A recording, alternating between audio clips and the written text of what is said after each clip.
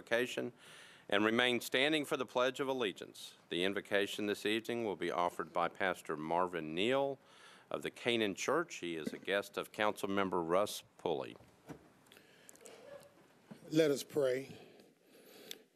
Eternal God, we are grateful for this opportunity to invoke your presence into this chamber of policy and civil leadership.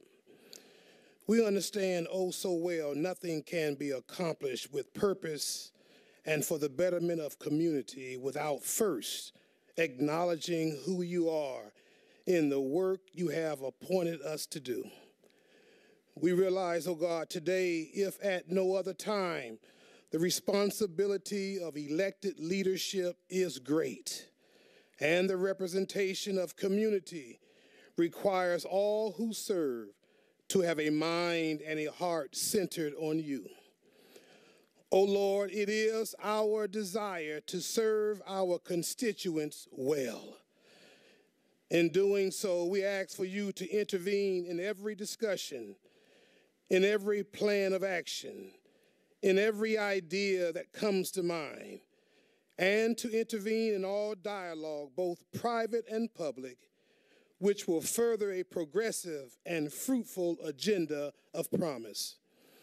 Oh God, it is our prayer in all that we do, for all of us who are taking place, all of us who are standing, to all of us to always remember and consider the needs of the poor, the needs of the weak, the needs of the voiceless, and the needs of those who are unable to make their wants and wishes known. For Jesus reminds us, blessed are the merciful, for they shall obtain mercy. Blessed are the pure in heart, for they shall see God. Blessed are the peacemakers, for they shall be called sons and daughters of God. Because our days are numbered, we all stand in need of one thing or another. And therefore, O God, I ask for your righteous right hand to be upon every council person, every committee member, leader, and all who serve and represent in the areas of policy and government. May your blessings fall upon our mayor, Clifton David Briley. May his desire to serve be fruitful and beneficial to all of Nashville. May his purpose be your purpose. May his agenda be one that you find favorable for the greater good. And now, because you are God, God who is able, we humbly ask for you to have your way. In Jesus the Christ we do pray. Amen. I pledge allegiance to the flag of the United States of America and to the republic for which it stands, one nation, under God, indivisible, with liberty and justice for all. You may be seated. Without objection, we will suspend the calling the roll and ask the clerk to record the names of those members present throughout the meeting. We are now on the previous minutes from the last meeting. Is there a motion for the adoption of the minutes of the meeting of September the 18th? I've got a motion and it's been properly seconded. All those in favor of adopting the minutes say aye. Opposed no. You adopt. Madam Clerk, communications from the mayor. Are there any messages from the mayor? No messages from the mayor. All right. Thank you. We do have one presentation tonight. Councilmember Nancy Van Rees.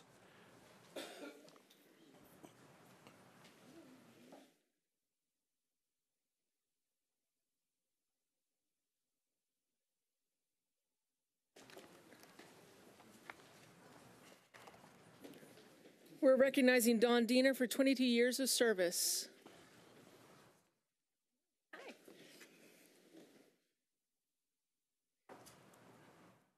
All right, resolution number RS 2018-1357, a resolution recognizing Dawn Diener for 22 years of dedicated service to the Metropolitan Government of Nashville and Davidson County. Whereas Dawn Diener will be ending, or has ended, I should say, her term with the Nashville Public Defender's Office at the end of August of 2018. after over 20 years of faithful service to the city of Nashville and Davidson County. And whereas Dawn Diener first joined the Public Defender's Office in 1996 and worked as an assistant public defender for Nashville for 11 years before becoming public defender in 2008. And whereas Ms. Diener earned her Bachelor's of Arts in English from Columbia College in 1993 and a Juris Doctor from George Washington University School of Law in 1996. And whereas in addition to her duties as public defender, Dawn also devoted time to teaching trial advocacy at Vanderbilt University School of Law for many years. And whereas Dawn Diener is a member of several legal organizations and also serves on the Family Reconciliation Center Board, the Mayor's Criminal Justice Steering Committee, and the Davidson County Community Corrections Advisory Board. And whereas some of Dawn Diener's recent notable honors include the Tennessee Bar Association's Ashley T. Wiltshire Public Service Attorney of the Year Award in 2011 and Gideon's Promise Stephen B. Bright Award in 2012, recognizing Ms. Diener's work to improve indigent defense in the South.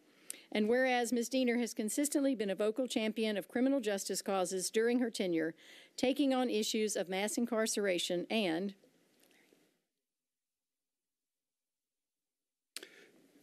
whereas most recently Dawn Diener spearheaded Defend Nashville, a 5-part community empowerment initiative to help unite the Public Defender's Office, their client community, and other Nashvillians into a grassroots movement powerful enough to bring meaningful criminal justice reform to the courthouse. And whereas the initiative seeks to engage and educate all Nashvillians in the critical issues faced by public defenders and their clients.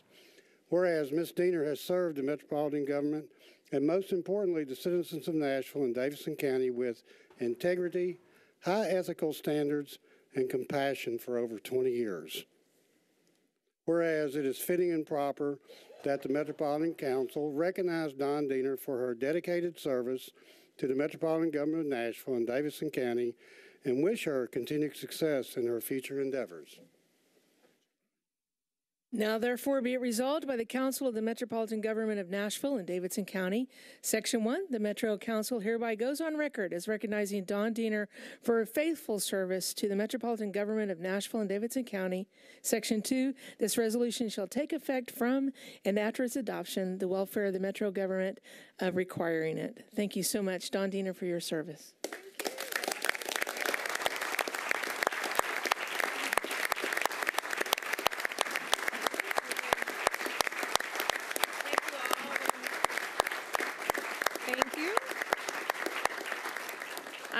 Thank you all very much. I know you probably have a long meeting ahead, so I won't say much. Okay, well, good. I still won't say much. Thank you, Ms. Diener.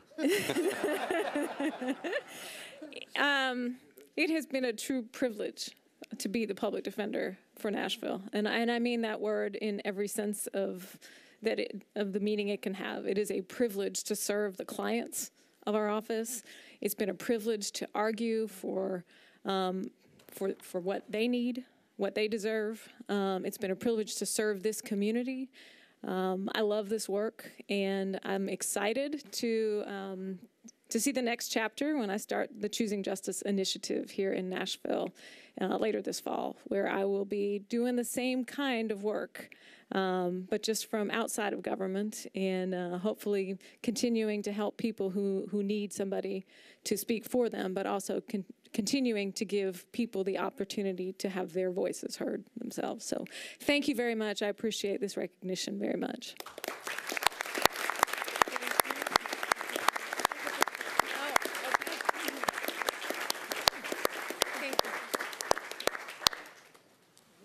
Customarily hold it up. All right, thank you for the I need this guidance. Yeah, scooch on in.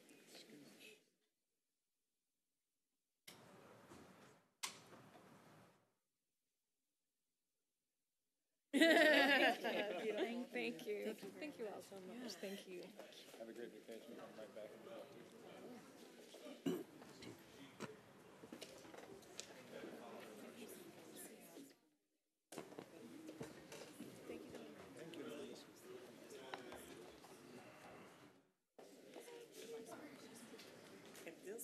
the All right, I think everybody's back to their chairs. So we are now at the time where we are going to be accepting nominations to be taken for the TIF study and formulating committee. These elections will be held on October the 16th, 2018. But we will be taking nominations right now from the council, and I believe that we can, I think there are 3 positions that are actually up for nomination. So again, we are not voting tonight, but we are taking nominations. Councilman Rosenberg, you're first. Thank you, Mr. President. I'd like to nominate Paulette Coleman. Okay. So I have a nomination for Paulette Coleman.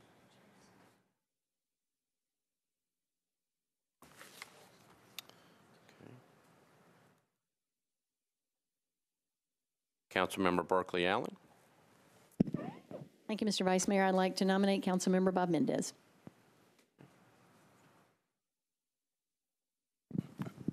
Thank you, Councilmember.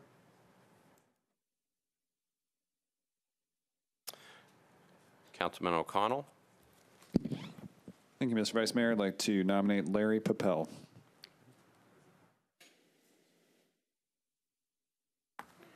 Okay. Thank you, Councilmember. Councilmember Pulley. Thank you, Mr. Vice Mayor. I'd like to nominate Richard Warren. W-A-R-R-E-N. Yes, sir. Okay, thank you.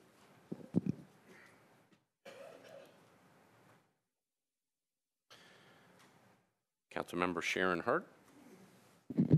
Thank you, Mr. Vice Mayor. I'd like to nominate Mr. Dan Lane. Thank you, Councilmember.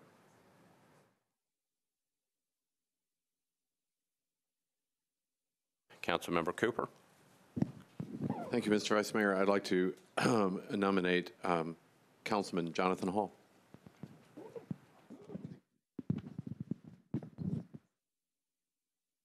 Okay, thank you. Councilmember Hall. I'd like to nominate TSU professor and economist Eddie Gray.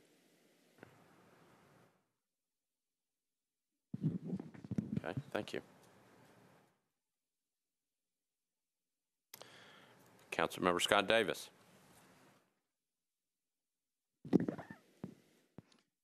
Thank you, Vice Mayor. I'd like to nominate Ben Henry Jordan. Got it. Okay, thank you, Councilmember. Councilmember Vercher. Thank you, Mr. Vice Mayor. How many do we get? For you, because you're the budget chair, you get 25, but it's 3. Okay, I would like to nominate Jerry Maynard, Megan Streams, and Councilmember Angie Henderson. Okay.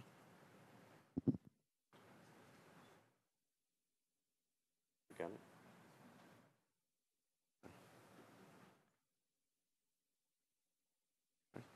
Okay. Good. Total 3.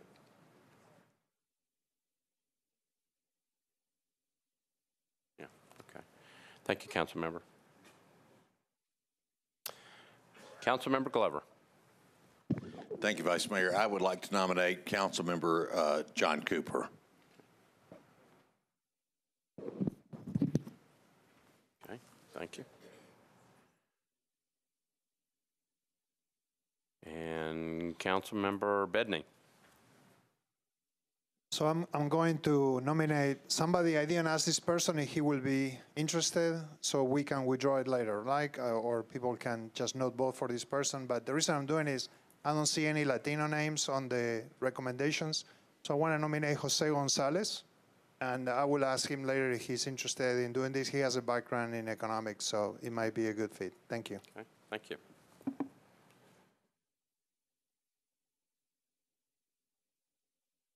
Any other nominations? All right, seeing none, then we have 1, 2, 3, 4, 5, 6, 9, 10, 11, 13 names? We have 13? 13. 13. We have 13 names in nomination. We will close the nominations. We will be voting on that on October the 16th. All right? So thank you for the nominations. Those are very much appreciated. Oh. Council Lady Allen. Can you just go over the logistics of resumes needs to be submitted by a certain time and when they come in to speak to Rules Committee, or how that process works? Oh.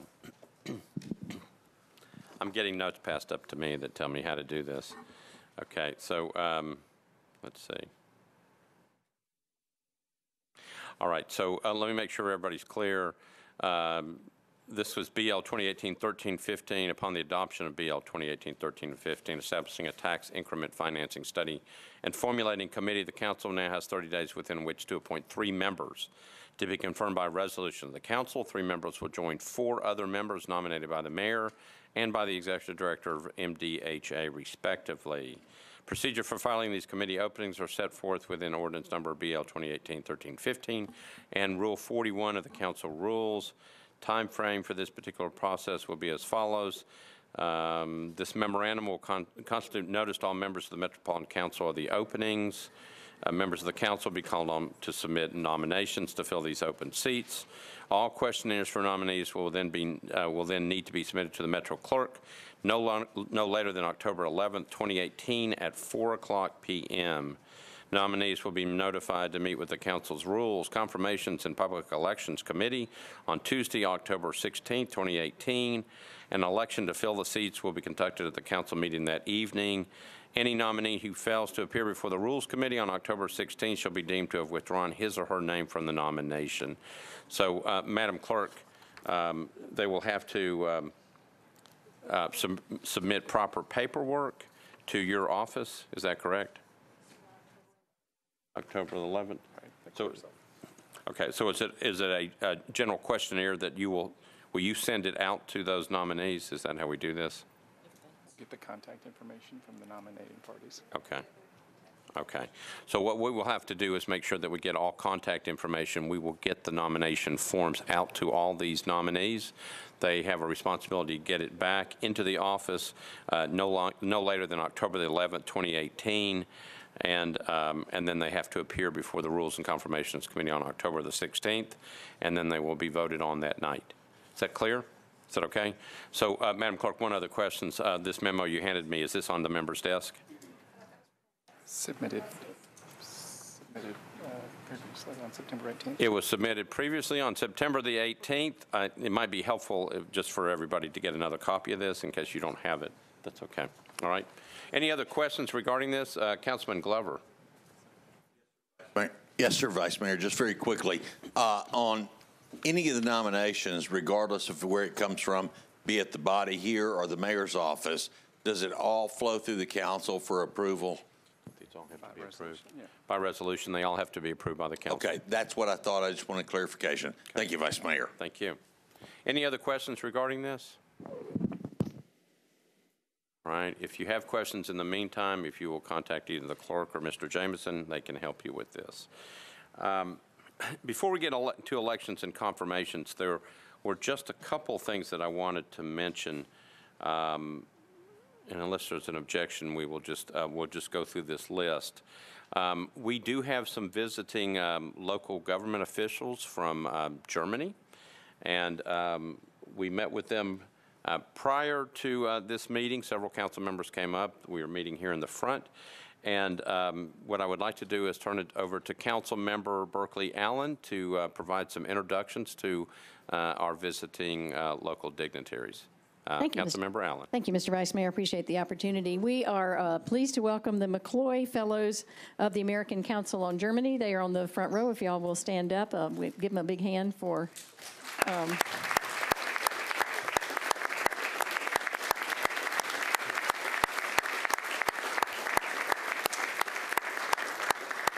Thank you. They are on a local tour to learn how American government works and have had an opportunity to meet with the mayor and a number of other places. So they're going to sit and watch as much as they can stand and then sneak out to Lower Broadway and learn how Nashville really works. Thank you, Councilmember Allen. So that's a notice to all the other council members that they are taking notes on how we perform, so everybody look good. All right. So we welcome you all, and we're glad that you're here. A couple of other things. I was at a program the other night with Congressman Jim Cooper, who made a statement that I thought was important to mention to all council members. What he said was that sometimes major impacts on the world and in the country, wherever you are not always made by kings and queens, but sometimes they are made by 12-year-old girls. So we are fortunate and honored and privileged to have a 12-year-old girl at that point who helped this city make history. Councilmember Brenda Haywood was one of four 12-year-old girls that helped to integrate Stratford High School in 1963. Sometimes that we forget how important certain steps are that really do amazing things in Nashville. And with your deference, I'm going to turn it over to Councilmember John Cooper, who did a little bit of history on this, and he's going to give you just a brief history on the importance of what happened back in September of 1963. Councilman Cooper. Thank you, Vice Mayor. And for those of us who are at Stratford, it was truly a great event as we were honoring Pamela Franklin and Brenda Harris Haywood and Beverly Page Ward and Bernadine Price Rabalathi, and particularly the assistant principal, who we forget the administrators was such an important part of that part of history, Mr. Ronald Jefferson Webb. And they were all there, and the family of Mr. Webb was there, as we celebrated the 5 brave individuals who had played this key role in 1963. Now, the school board last year had a very important celebration for the 11 first graders who first integrated Nashville schools in 1957. But this event, which I was privileged to be part of, and again, the Vice Mayor, I think, has wanted me to share a little bit of the research that I did, because once upon a time, I think every member of this body would have known every step of this process. But now, 50, 60 years later, it's interesting to go back to those days. And in that research, I really want to celebrate a member of this body, Alexander Luby, who's really one of the great Nashvillians of the past century or any century, and his role and what transpired. And to recap what was said the other night, and this helped me quite a bit, and I'm grateful to the Vice Mayor and his interest in sharing. In 1950, 1/3 of Tennessee counties did not provide high school for their African-American students. 1/3. This injustice was the basis of a lawsuit filed by future Supreme Court Justice Thurgood Marshall and Alexander Luby, who was our council member, and soon-to-be State Senator Avon Williams. They filed this lawsuit, and that was rolled into Brown v. Board. The Brown v. Board of Education suit could have been a Tennessee case, but it was rolled into this Kansas case instead. And the Supreme Court in Brown v. Board in 1954 handed down a rule but provided no path, really, for justice to be done. And that fell to the children, including our colleague, in time to do that. It required the children and school administrators to be braver than the court was willing to be. And the decision had the term, "in all deliberate speed." What does that even mean? Well, it was here in Nashville that Councilman Luby and Avon Williams filed the suit to define what that meant. And representing Mr. A.Z. Kelly as the lead plaintiff, they filed in 1955 the case of Kelly versus Board of Education before federal judge William Miller. And that case went on until 1998. And it's under that case that determined much of Nashville's path. Compromises over that case created the much-copied Nashville Plan, which was the stair-step plan, 1 grade at a time up until 12th grade, so from 1957 to 1968. 11 first graders went through that first year in 1957. in 6 schools. At the exact same time, in September 1957, in Little Rock, they started desegregation with high school students, and that led to a historic confrontation, and ultimately President Eisenhower called in the 101st Airborne. Now here in Nashville, the Nashville plan was different. We started with first graders, who were the edge of the wedge, but in that first night, one of the 6 schools, Hattie Cotton, was dynamited. Now, the chief of police at roll call the next morning at 6:30 assembled half of the police force together and said to them, the law must be enforced regardless of who is violating it. We've got to get the job done. How many of you are ready to go out there and do it? And every single officer raised their hand. And it was the enforcement of the law that led to Nashville having a somewhat easier path. But this is the background, not that easy because Alexander Luby's house itself was bombed in 1960. This is the background to September 1963, to what we are honoring tonight. And Stratford was the last school to be built by the old Davidson County school system. Desegregation in the upper school had not happened. And the whole Nashville plan was based on how hard it would be to desegregate older schools, older students with fixed social attitudes. And what would happen when they did? When Brenda went up the steps, and again, her own eloquence the other night was compelling. Well, 7 days before Dr. King gave his speech in the March on Washington, 2 months later, President Kennedy was killed. The Voting Rights Act was still a year away. And this school system, at the time, Nashville had 4 school systems. One of the solutions proposed was for Nashville to have 6 school systems. But the only thing that would have been equal in all those schools would have been the extraordinary dedication of the teachers. But there are a lot of heroes, not only our colleagues sitting right over here, Superintendents Bass and Oliver, Judge Miller, who later paved the way for one man, one vote. That came through his courtroom here in Nashville. The principals, the parents, the city council here never voted to obstruct, which is something that is fantastic. And the governor and Mayor West and Mayor Briley always never wavered in enforcing the law. And Mayor West would call up parents at night, see how they were doing, how the school had been doing. So these women, as I was teasing our colleague here, it's like knowing a minute woman from the Battle of Lexington or Concord. You are meeting somebody who made our country, and I hope that she goes around to schools. Let's encourage her to do that, to share her story and inspiration to everybody in Nashville. Because but for her and her 3 colleagues at that time, we would have failed. If they had failed, our country would have failed. That's a little bit of pressure. But they rose to the occasion, and the fact that they were just children at the time is a story for all time. And one additional plug that I didn't mention the other night is Councilman Luby's house sitting over there at 2012 Meharry Boulevard. And again, in Councilman Kendall's district, which was the site of the bombing, there's a historical plaque, would make a great addition to Nashville's historic sites. And I can think of no one that deserves the recognition more than Mr. Luby for his role in this body and in those difficult years. But it all worked out because of the heroism of a bunch of 12-year-olds in the final tough moment of the final high school. And it is everyone's honor to serve with her in this council and to be in the city with her and her colleagues there at Stratford. So thank you, Mr. Vice Mayor, and thank you for letting me share this with everyone. Thank you, Councilmember Carrico.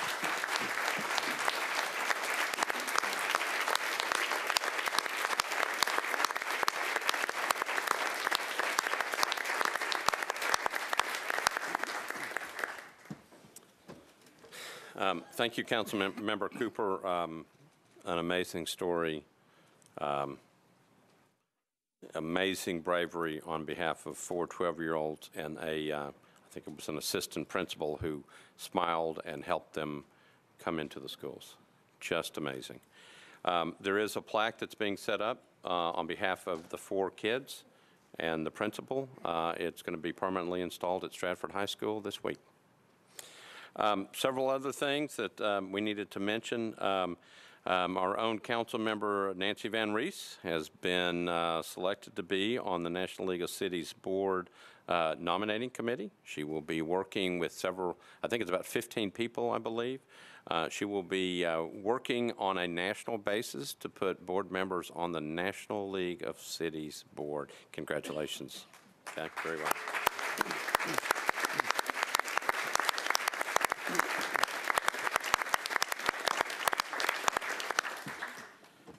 Two other things that I do need to note. You probably saw that Councilmember DaCosta Hastings' mother passed away this week, and we certainly send all our sympathies and prayers and thoughts to DaCosta's family, and also our own Barbara Fuqua's brother, Richard King, who served admirably on the Board of Zoning Appeals for many, many years. He also passed, and our thoughts go out to him, to his family, and to Barbara as well. One last note, I think I told you at the last time I put together a couple of committees. I had one last one that I was going to work on. It's a small budget committee. What I really wanted this budget committee to do was to kind of focus in on a couple things from the last budget cycle, working with our own budget chair, Councilmember Tanaka Vercher, and also come up with some practical ways where we can kind of keep up for the next 7-8 months before that April budget comes around, so that we can have a good idea of where we are. We know we have information that's out there. We want to find out ways to make sure that this body keeps up to speed in terms of what's going on with the budget.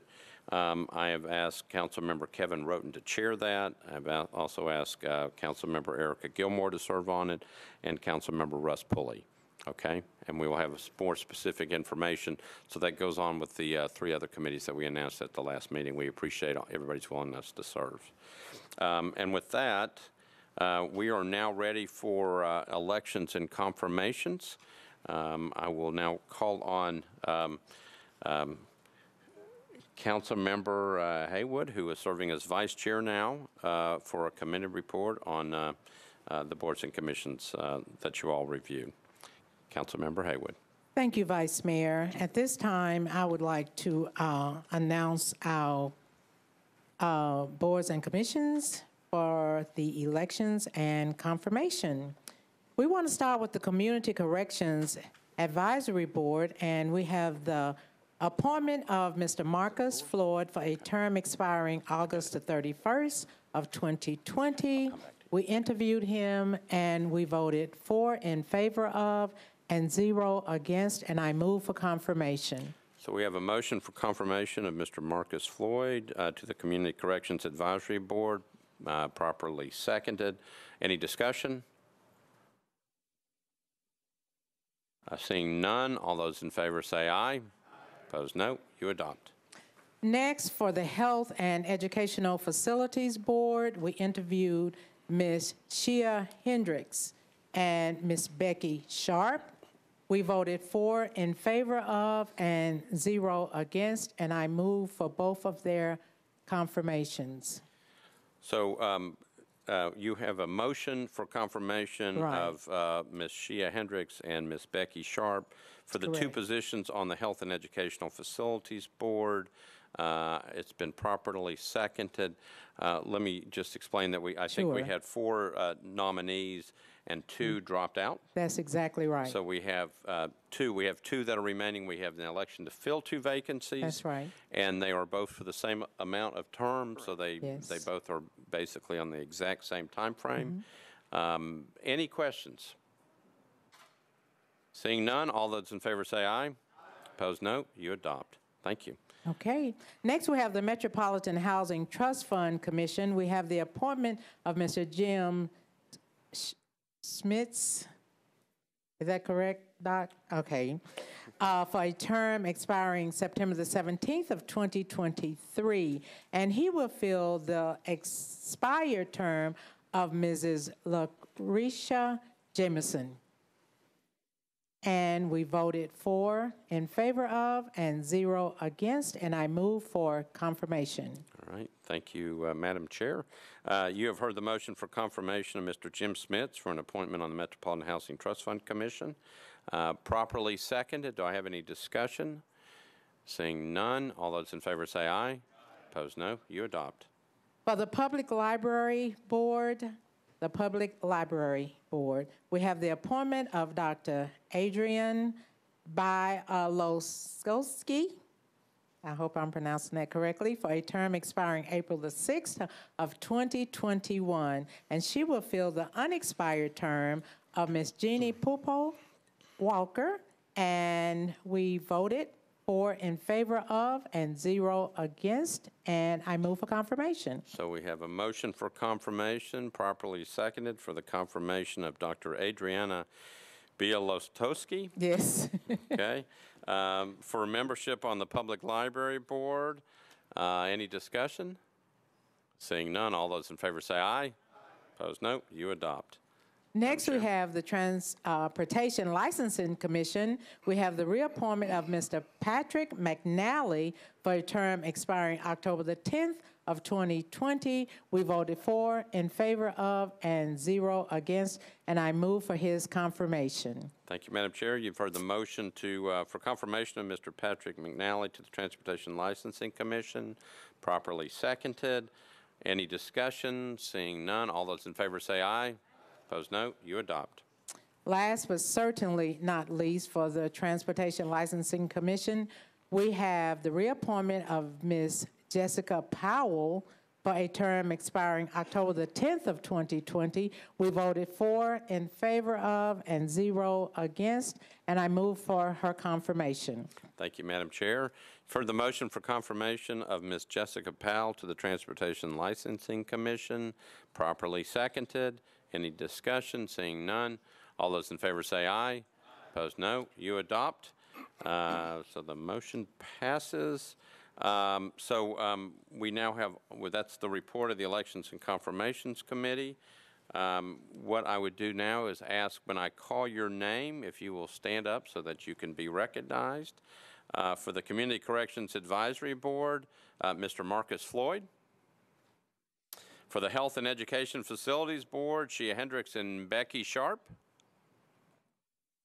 Public Library Board, Dr. Adriana Bialowski.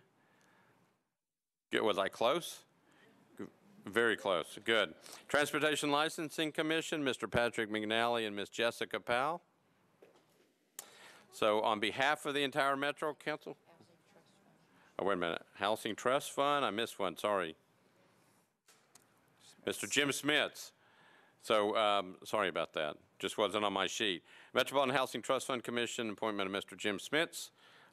Thank you all for your service on behalf of the the entire Metro Council. We really do appreciate your willingness to serve and to volunteer your time and expertise. Thank you all very much.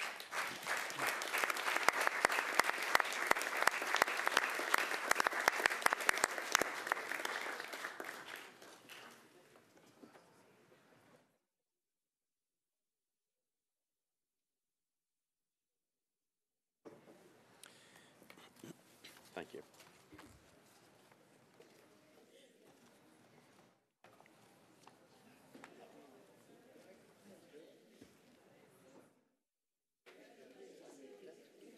You okay?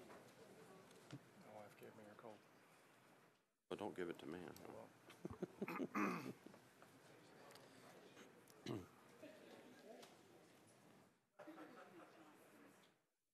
Mm-hmm. Yeah.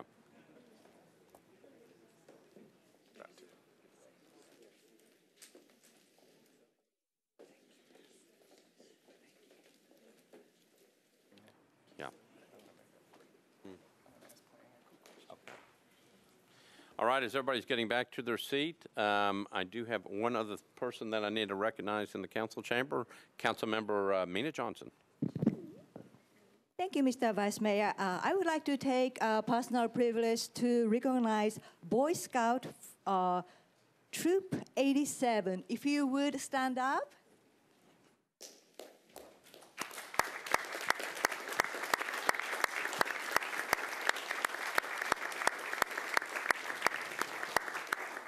As you know, they are here to earn a community and a citizenship badge, and hope they chose a great night to be here. Now, thank you.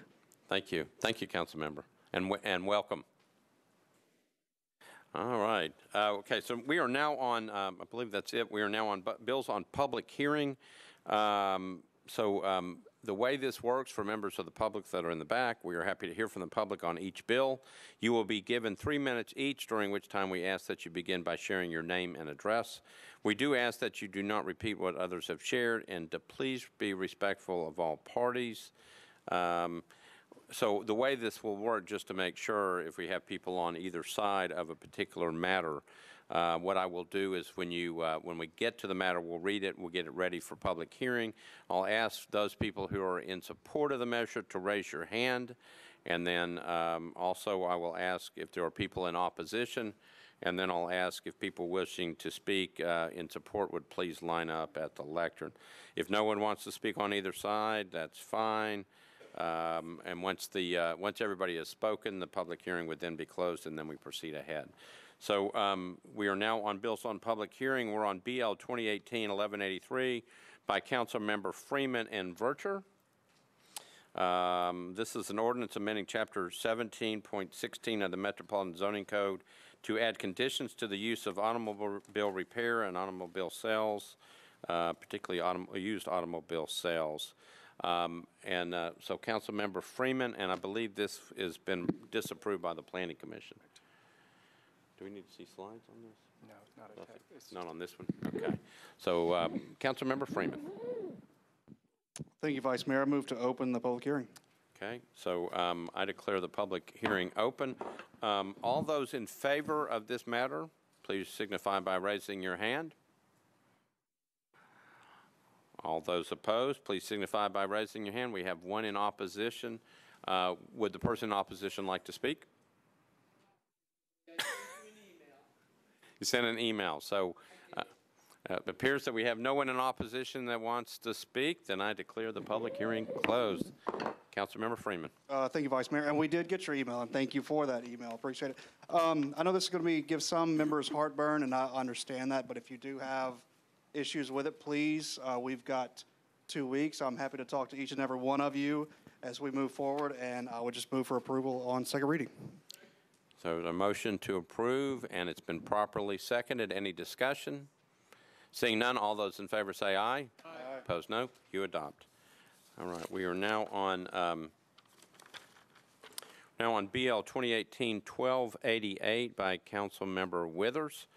This is an ordinance to amend Title 17 of the Metropolitan Code of Laws pertaining to parking requirements for certain types of uses. Council Member Withers. Thank you, Mr. Vice Mayor. Mr. Jameson could advise me, there's an amendment to this that I would like to move and then request a deferral.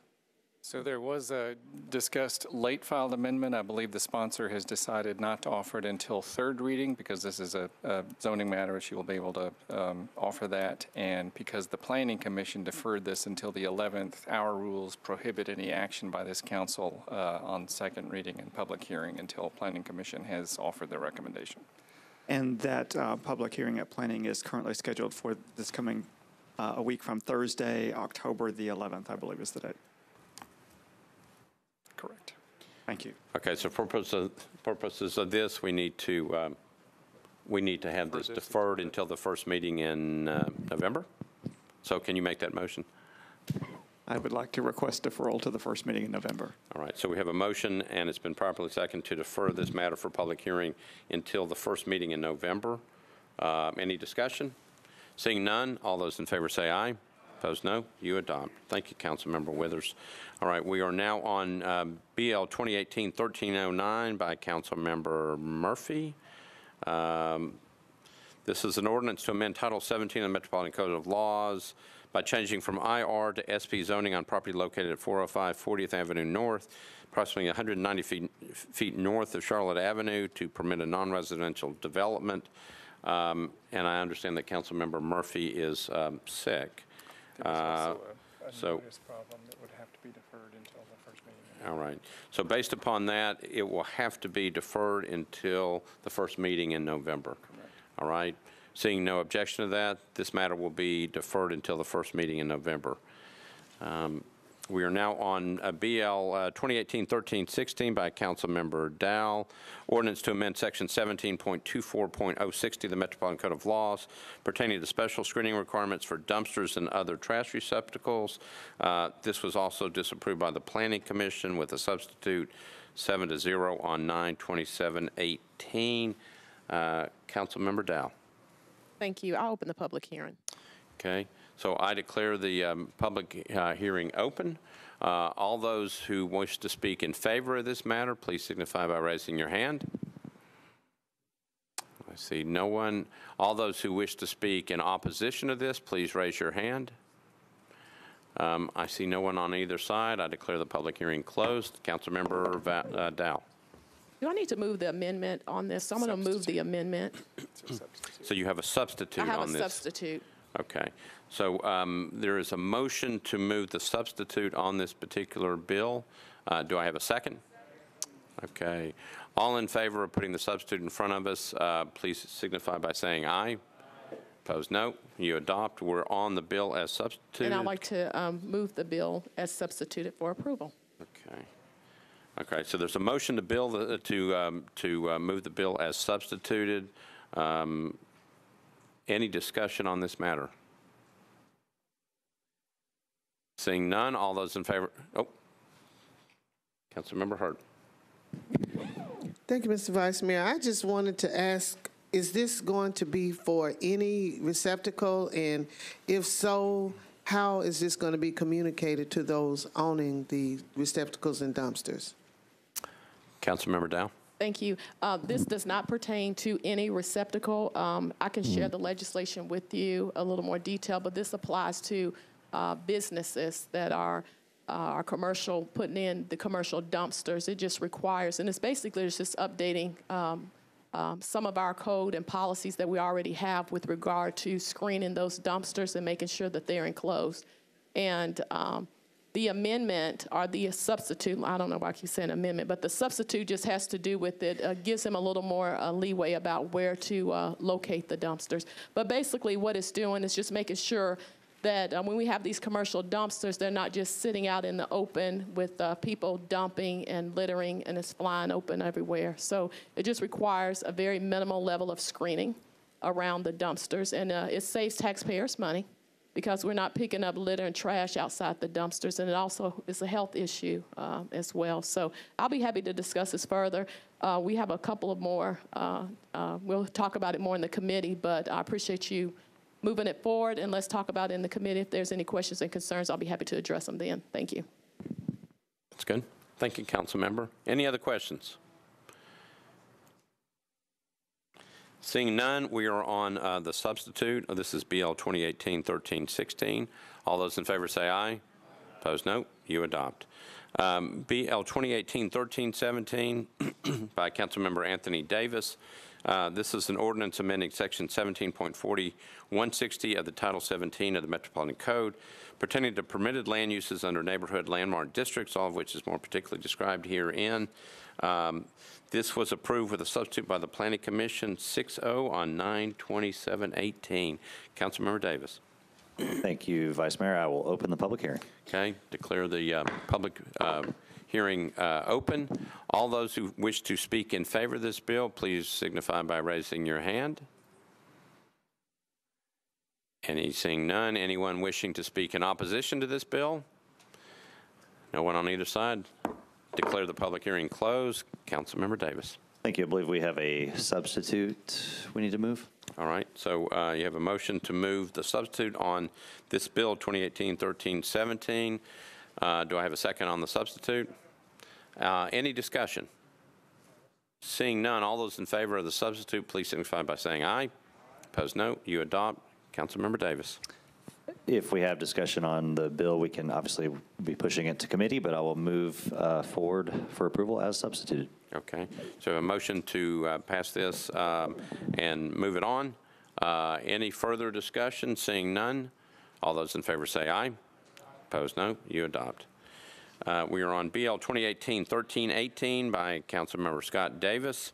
This was approved with conditions, disapproved without all conditions by the Planning Commission 9-0 on 6/28/2018. This is an ordinance to amend Title 17 of the Metropolitan Code of Laws by changing from R6A to SP zoning on properties located at 315, 317A, 317C, and 317E Prince Avenue, and 318B, 320, 322, and 324 Duke Street, west of Overby Road, to permit up to 12 single-family residential units.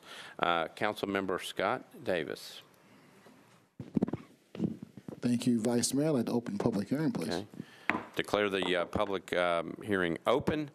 All those who are in favor of this matter and would please signify by raising your hand. There is one. Anybody opposed on this matter, please signify by raising your hand. All right, so do you wish to speak? Those in favor, do you wish to speak? Nobody wishes to speak. All right, I declare the public hearing closed. Councilmember Davis. Move for approval. I have a motion to approve with a second. Any discussion? Seeing none, all those in favor say aye. Opposed, no. You adopt. Thank you, Councilmember. We're now on BL 2018-1322 by Councilmember Kendall. I believe Haywood is also on this one now. This was approved by the Planning Commission 9-0 on 6/28/2018. This is an ordinance to amend Title 17 of the Metropolitan Code of Laws by changing from CS to MUGA and MULA zoning, and from RS5 to MULA zoning on properties located at 2501, 2521 Clarksville Pike, and 2122 26th Avenue North at the southeast corner of Clarksville Pike, 26th Avenue North, which is about 6.53 acres. Councilmember Kendall. Open the public hearing, please. Okay, I declare the public hearing open. Anyone wishing to speak in favor of this, please raise your hand. Seeing none, anyone wishing to speak in opposition to this bill, please raise your hand. Seeing none on either side, declare the public hearing closed. Councilmember Kendall. I believe there's a substitute changing to 6.53 to 6.10. You got a substitute? Okay, so there's a substitute on this. I have a motion to move the substitute on this bill, properly seconded. Any discussion on this?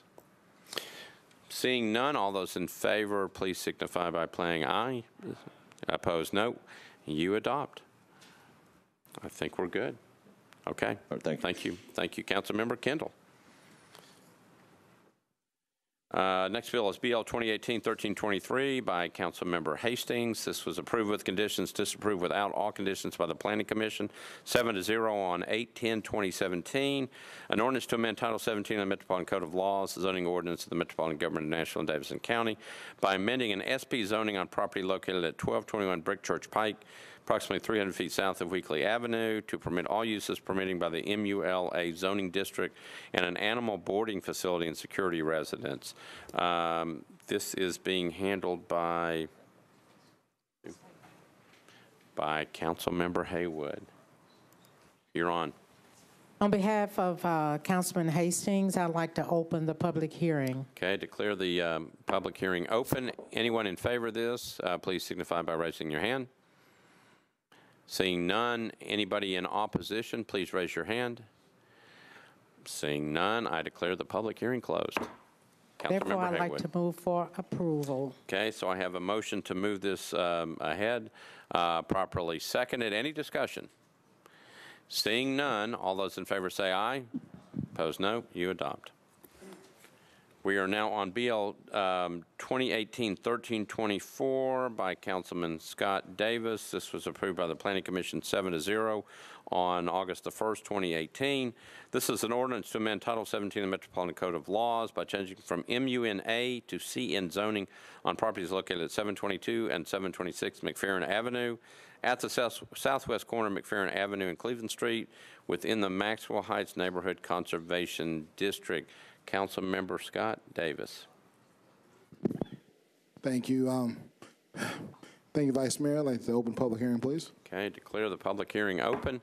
Anyone wishing to speak in favor of this, please signify by raising your hand. Seeing none, anybody opposed, please signify by raising your hand. I see no one on either side. I declare the public hearing closed. Councilman Davis. Move for approval. Okay, have a motion and a second. Any discussion? Seeing none, all those in favor say aye. Opposed, no. You adopt. BL 2018-1325 by Councilmember Kendall. This was approved by the Planning Commission 9-0 on 6/28/2018. Ordinance to amend Title 17 of the Metropolitan Code of Laws by changing from SPR to RM20A zoning for various properties located on Delaware Avenue and 31st Avenue North at the corner of Delaware Avenue and 31st Avenue North. Councilmember Kendall. I'd like to open the public hearing, please. Okay. Declare the public hearing open. Anyone who is in favor of this matter, please signify by raising your hand. I see one person. Anybody in opposition, please signify by raising your hand. I see one person. All right, so anybody who wants to speak in favor of it, if you will please come forward to the podium. State your name and address, and you have 3 minutes. Thank you, Mr. Vice Mayor, members of the council. My name is Michael Garrigan, 516 Heather Place. I'm an engineer with Dell & Associates. We're representing the property owners. I was unaware that there was opposition. I know my client has had a couple of meetings on this and discussed this with that have been held at the nearby church. And but we ask for your approval tonight, and I'm happy to speak with the opposition and answer any questions. Thank you. All right, thank you. All right, would those in opposition want to speak? Come forward. State your name and address.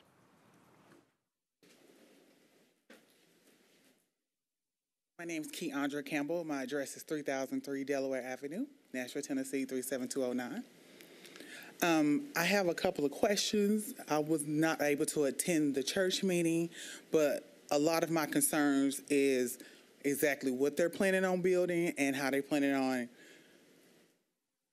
maneuvering traffic, because it's such a small area. It's literally one street. So my question is, if you're going to put 20 units, where they're going to go, where they're going to park, how are you going to maneuver all of that? But I'm actually looking for information if possible. All right, so any other comments? No, thank you. Okay, all right. Thank you for being here. I declare the public hearing closed. Councilmember Kendall. Well, just a comment. I'm going to move for approval, but a comment. I was not aware of any opposition as well, but certainly we will get with the lady who's here and talk about. I don't believe it's going to be 20 units just because it's RM20, but we will discuss that with her, but I'd like to move for approval at this point. All right, so I have a motion to approve. Do I have a second? Properly seconded. Any discussion on this? Seeing none, all those in favor signify by saying aye. Opposed, no. You adopt. Bill is passed. So now we're on BL 2018-1326 by Councilmember Gilmore. This was approved with conditions, disapproved without. All conditions by the Planning Commission 7-0 on 8/1/2018. This is an ordinance to amend Title 17 of the Metropolitan Code of Laws by changing from CS to SP zoning on properties located at 1601 57th Avenue North and 5700 California Avenue at the northwest corner of California Avenue and 57 Avenue North, 4.15 acres, to permit 80 multifamily residential units. Councilmember Gilmore. Thank you, Vice Mayor. I move to open the public hearing. All right, so I declare the public hearing open. All those who are in favor of this, would you please indicate by raising your hand? I see one person. Anybody who is in opposition to this, would you indicate that by raising your hand? Okay, I see only one person in favor of it. Would you like to speak? All right, no one wants to speak, so I declare the public hearing closed. Councilmember Gilmore. Thank you, Vice Mayor. I move for approval. Okay, so I have a motion to approve. We have I have a motion and properly seconded. Council Lady Roberts. I'd like to be noted as abstaining, please. Okay, so you will be noted as abstaining. Okay. Any other comments on this? Any other questions? Seeing none, we are on BL 2018-1326. All in favor, please signify by saying aye. Opposed, no. You adopt. Thank you. Okay, we are on BL 2018-1327 by Councilmember Scott Davis. This was approved by the Planning Commission 7-0 on 8/1/2018. It's an ordinance to amend Title 17 of the Metropolitan Code of Laws by changing from RS5 to R6A zoning on property located at 310 Arrington Street, approximately 220 feet east of Meridian Street, which is 0.2 acres. Councilmember Scott Davis, you're on. Yes, Vice Mayor, I'd like to open the public hearing, please. Okay, clear the public hearing open. All those who are in favor of this, if you would indicate that by raising your hand. I see one hand in the back. Any members of the public who are opposed to this, would you please indicate that by raising your hand? I see none. Would the person wishing, who's in favor of it, wish to speak? Can you see that? Okay, she says no. She's behind the pole. I can't see her. Okay, then I will declare the public hearing closed. Councilmember Scott Davis. Thank you, Vice Mayor. I'd like to move for approval. Okay, I have a motion to approve, and it's been properly seconded. Any other questions? Seeing none, all those in favor signify by saying aye. Opposed, no. You adopt. All right. That takes us through the end of public hearings. Councilmember Glover, for what reason? Thank you, Vice Mayor. I would ask for a point of privilege. This past Friday, we received a letter. I believe each of us received a letter from the Budget and Finance, or from the Finance Department, regarding RS 2018-1374. Of which I adopted and we voted unanimously on. We each said this was important to us, but we were told, and it would supply up to $20,000 for Box 55 Association to be reimbursed for the fuel of the couple of automobiles that they operate, which say Metro Nashville Fire Department, and frankly, what we have, I'm not going to bore us with reading the entire letter, Vice Mayor, but here's the simple truth. These folks who do Box 55 literally volunteer every moment of every day, 7 days a week, 24 hours a day. They respond not only to fire issues, but they respond to first responders, OEM, they respond to police issues. They respond every time there's a major issue that occurs, and they bring out water, they bring out Gatorade, they bring food if the firefighters, if the police are there for an extended period of time. I think it's disgusting, quite frankly, that we can't find $20,000 to help them pay for the gas. I understand. I got the letter. And I think we all got the letter. So what I did was I got on the phone Friday night and Saturday, and I've reached out to some contributors that are going to give money, and I've reached out to some churches, and I'm going to ask everybody in the room here, please. I'd like to have a Saturday afternoon where we do a fundraiser to help them pay for the gas and to pay for what these men and women do for our firefighters, our first responders, our police. And $20,000 is not a big request. We all voted, as I said, unanimously. And I'm astonished that the administration and the Budget and Finance Department said, we can't do it. We have to follow a process. Let me tell you the process they follow. When the alarm happens, they respond. When they see a need, they respond. When they're running low on water and Gatorade, they respond. And so therefore, Vice Mayor, I'm a little agitated about this. I did not think this was a very wise move, quite frankly. We didn't give them the cost of living adjustment. And so therefore, I'm hoping after the meeting is concluded tonight or tomorrow or day after any council member who has a church that's willing to jump on board with this, and we'll set the date up, and we'll get it set up to where we raise the money in order to help Box 55 do what they do every day for the men and women of our fire department and our police department and our first responders. And so, Vice Mayor, with that being said, I appreciate you allowing me the point of privilege, and I appreciate you allowing me to make my statement. Thank you, sir. Thank you, Council Member. All right, we are now on the consent agenda resolutions. So what I'm going to do is read through the resolutions that are on the consent calendar. Please note if you see something that needs to be bumped off of it, if you will let me know. All right, so we are on page 4 of your regular calendar.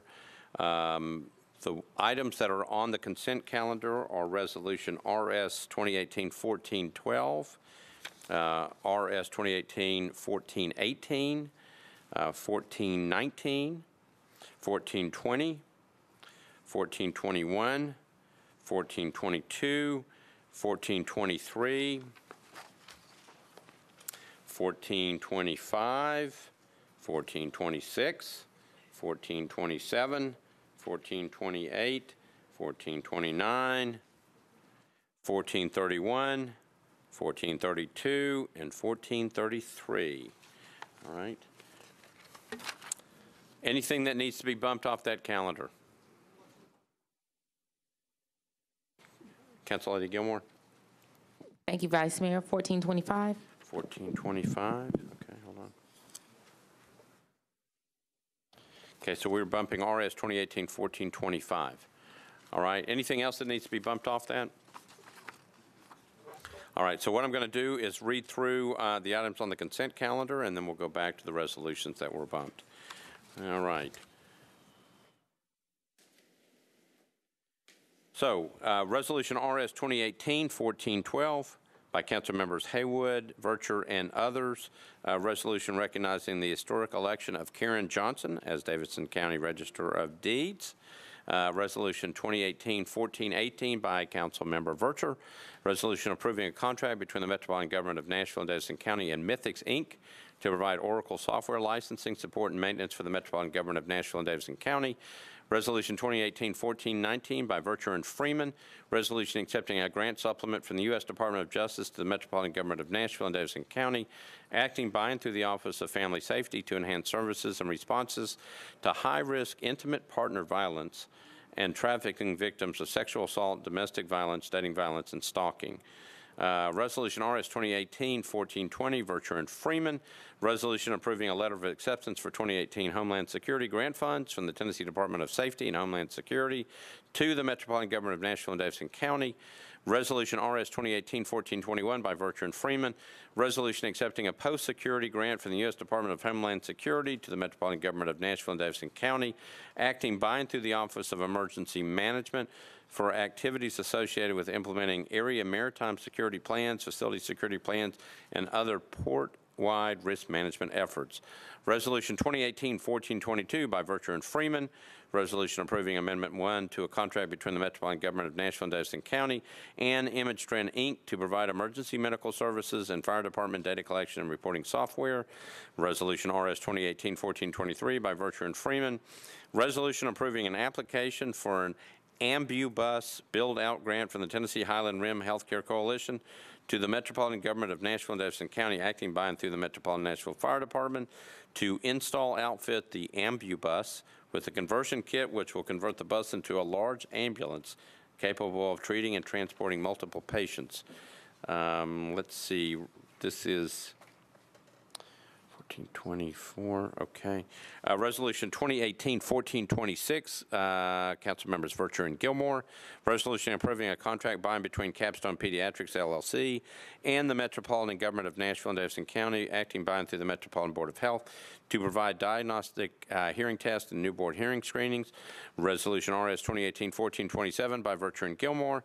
Resolution approving Amendment 1 to a grant from the State of Tennessee Department of Health to the Metropolitan Government of Nashville and Davidson County, acting by and through the Metropolitan Board of Health to promote Healthy People 2020 goals to the residents of Davidson County through the use of health promotion activities and education programs.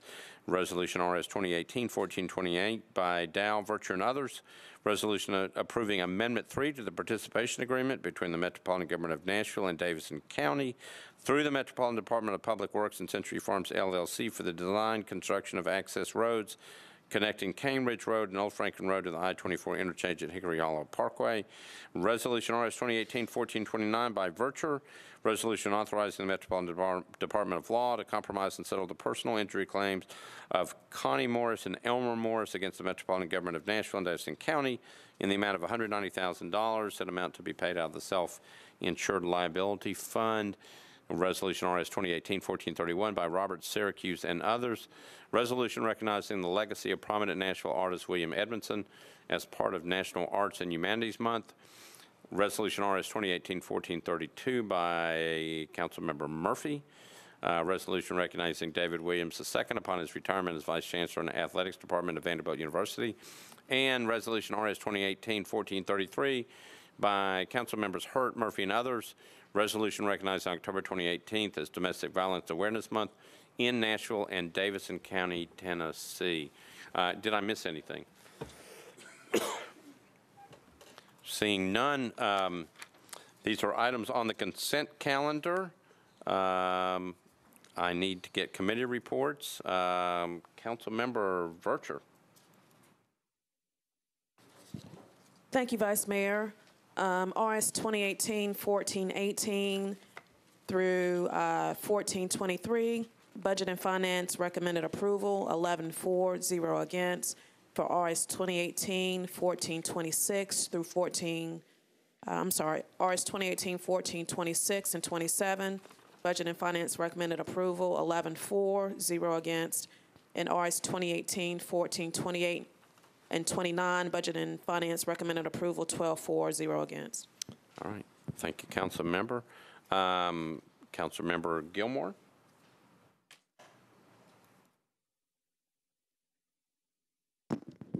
Thank you, Vice Mayor. The Health, Hospitals, and Social Services Committee approved Resolution 2018-1426. 5-4 was recommended to the body. Resolution 2018-427 or 1427, 5 were recommended for approval to the full body. And also, if I could just make 2 brief comments. We're on the consent calendar. Yep, it relates to my committee. All right, go ahead, and then we'll be careful with that. Yeah, just quickly, I just wanted to thank the Vice Chair Pulley for accepting his position. I think that's appropriate for Health, Hospitals, and Social Services. And I also wanted to thank the committee as well. They always are so active and engaged and always participate. So those are my comments. Thank you. That's no problem. Thank you, Council Member. I've got Parks, Council Member Syracuse.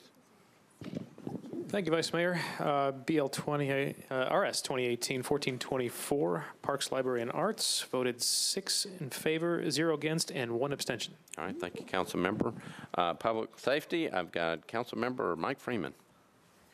Thank you, Vice Mayor. Resolution 2018-1419, Public Safety, voted 4 in favor, 0 against. Resolutions 20, 21, 22, and 23, 5 in favor, 0 against. Okay, thank you, Council Member. Council Member Withers. Thank you, Mr. Vice Mayor. Were you referring to 1425 or 1430? So I don't think I have one for you now. I was going to say those, I believe neither of those is on consent. All right, thank you. I have got, looks like Council Member Bedney. Thank you for not forgetting me. The committee recommended 1218-1428 for approval, 12-4, 0 against. Okay, thank you, Council Member. Council Member O'Connell. Thank you, Mr. President. We had in the Public Works Committee RS 2018-1428, and the votes recorded were 8-4, 0 against. Okay, thank you, Council Member. Is that it? You see anything else except for rules? Okay, so Council Member Haywood. Yes, the Rules Committee reviewed 2018-14-12, 1431, 1432, 1433. We voted 4 in favor of and 0 against, so we move for all to be approved. And with that, with all the committee reports in, I would move to approve all resolutions on the consent agenda. All right, thank you, Council Member Haywood. Have a proper second. Council Member Glover. Thank you, Chair. And 1424, there was an abstention. So is that proper for us to have it on the consent agenda?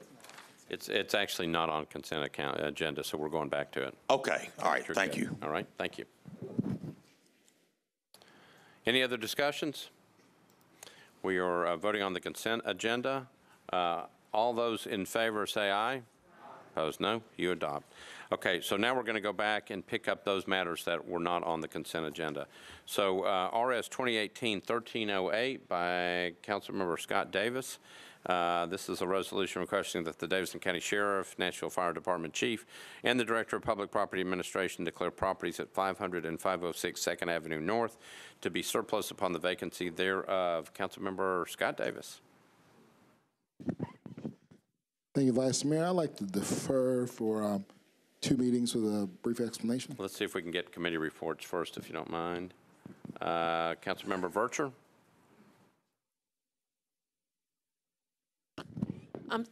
Vice Mayor, Budget and Finance recommended aye. It was deferred by rule. Okay, deferred by rule. Councilmember Freeman on public safety. We too deferred by rule. Okay, so everything's deferred by rule. So Councilmember Davis, this gets referred by rule. Okay, so it just gets deferred by 1 meeting.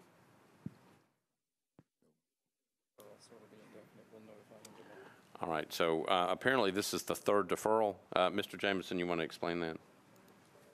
Per Rule 23 and 24, a deferral of the 3rd time results in an indefinite deferral. The sponsor, however, can request reinstatement from the clerk's office and have it placed on an ensuing agenda when you, should you decide to do that.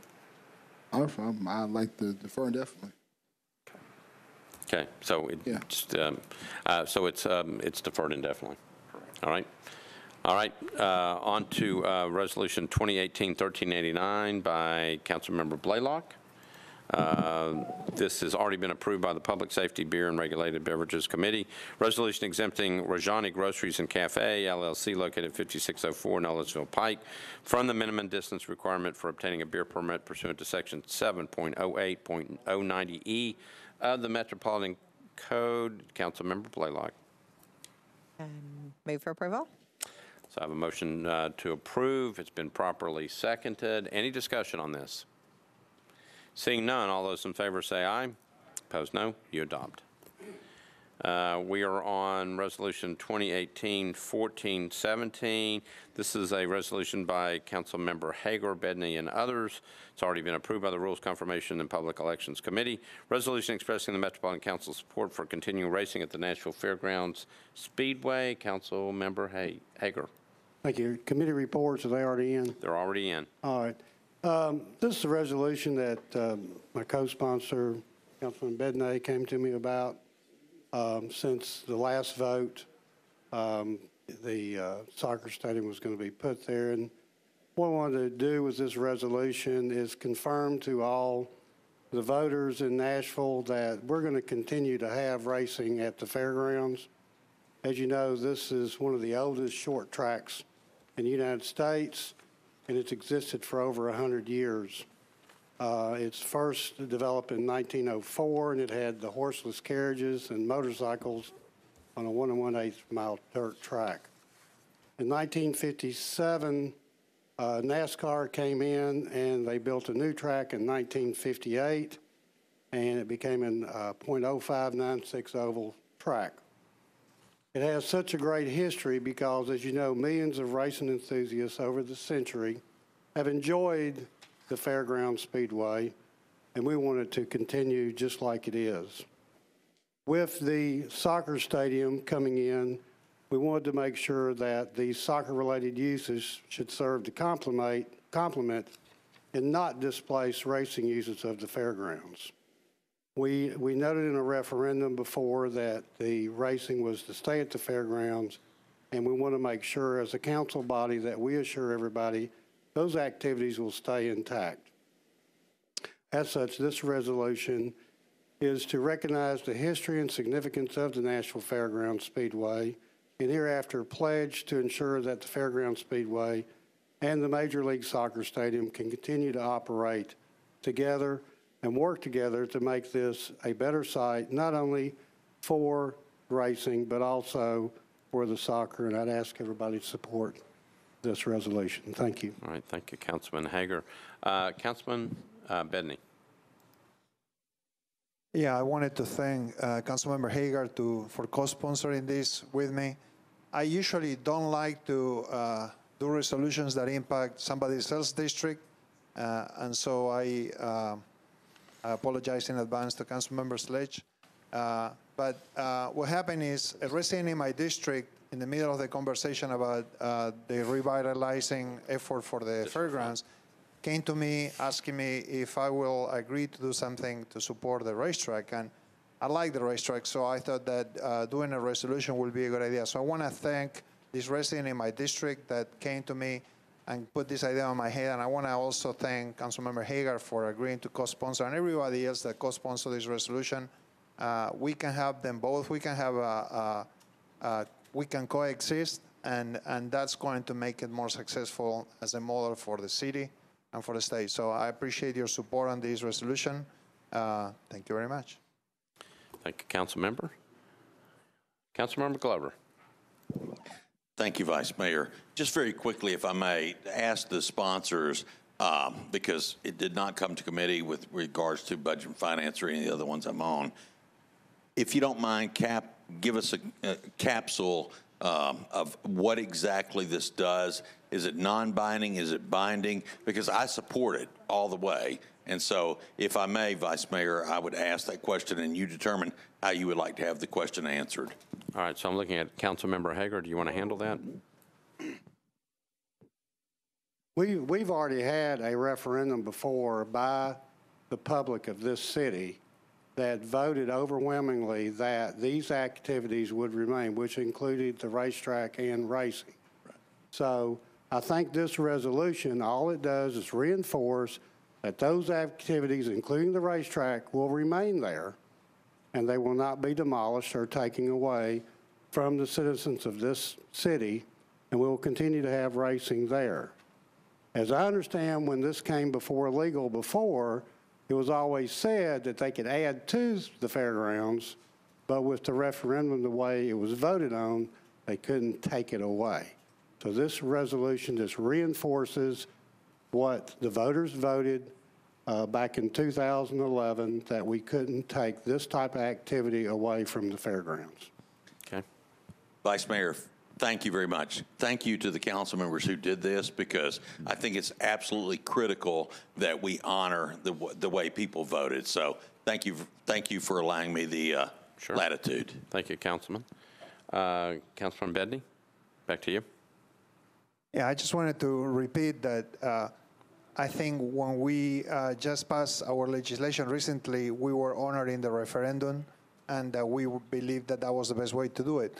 This resolution is asking the mayor to gung-ho, 100% continue to do more than just the minimum of saving this racetrack, but to invest on it as well and to be proactive in helping it be successful, which, as I understand by the way they have been talking with some operators, that's what's on their mind. But I just thought that it would be important for us as a council to reassure the residents in Davidson County that we all believe that there is a place at the fairgrounds for all the existing uses plus the new one. So I'm asking you for your support.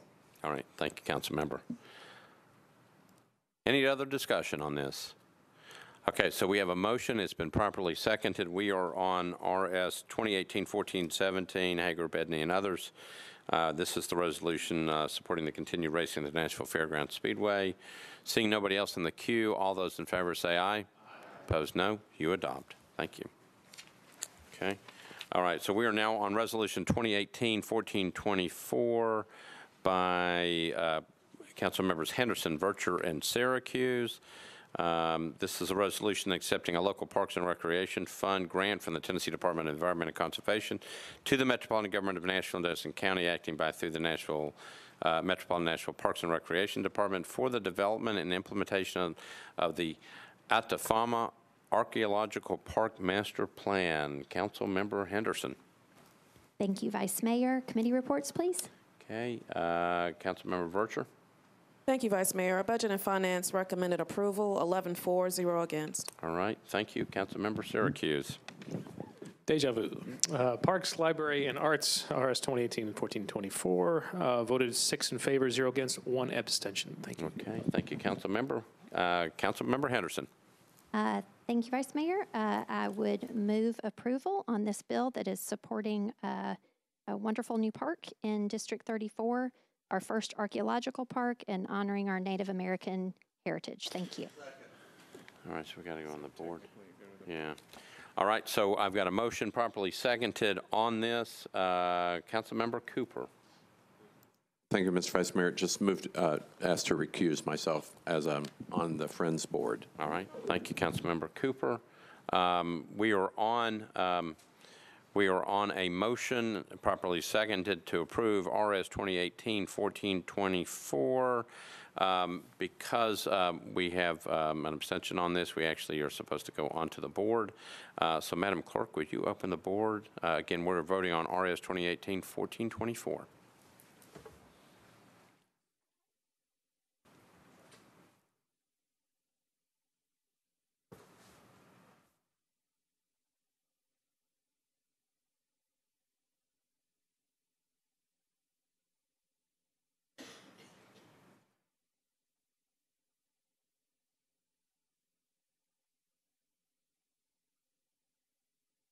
Has everybody voted?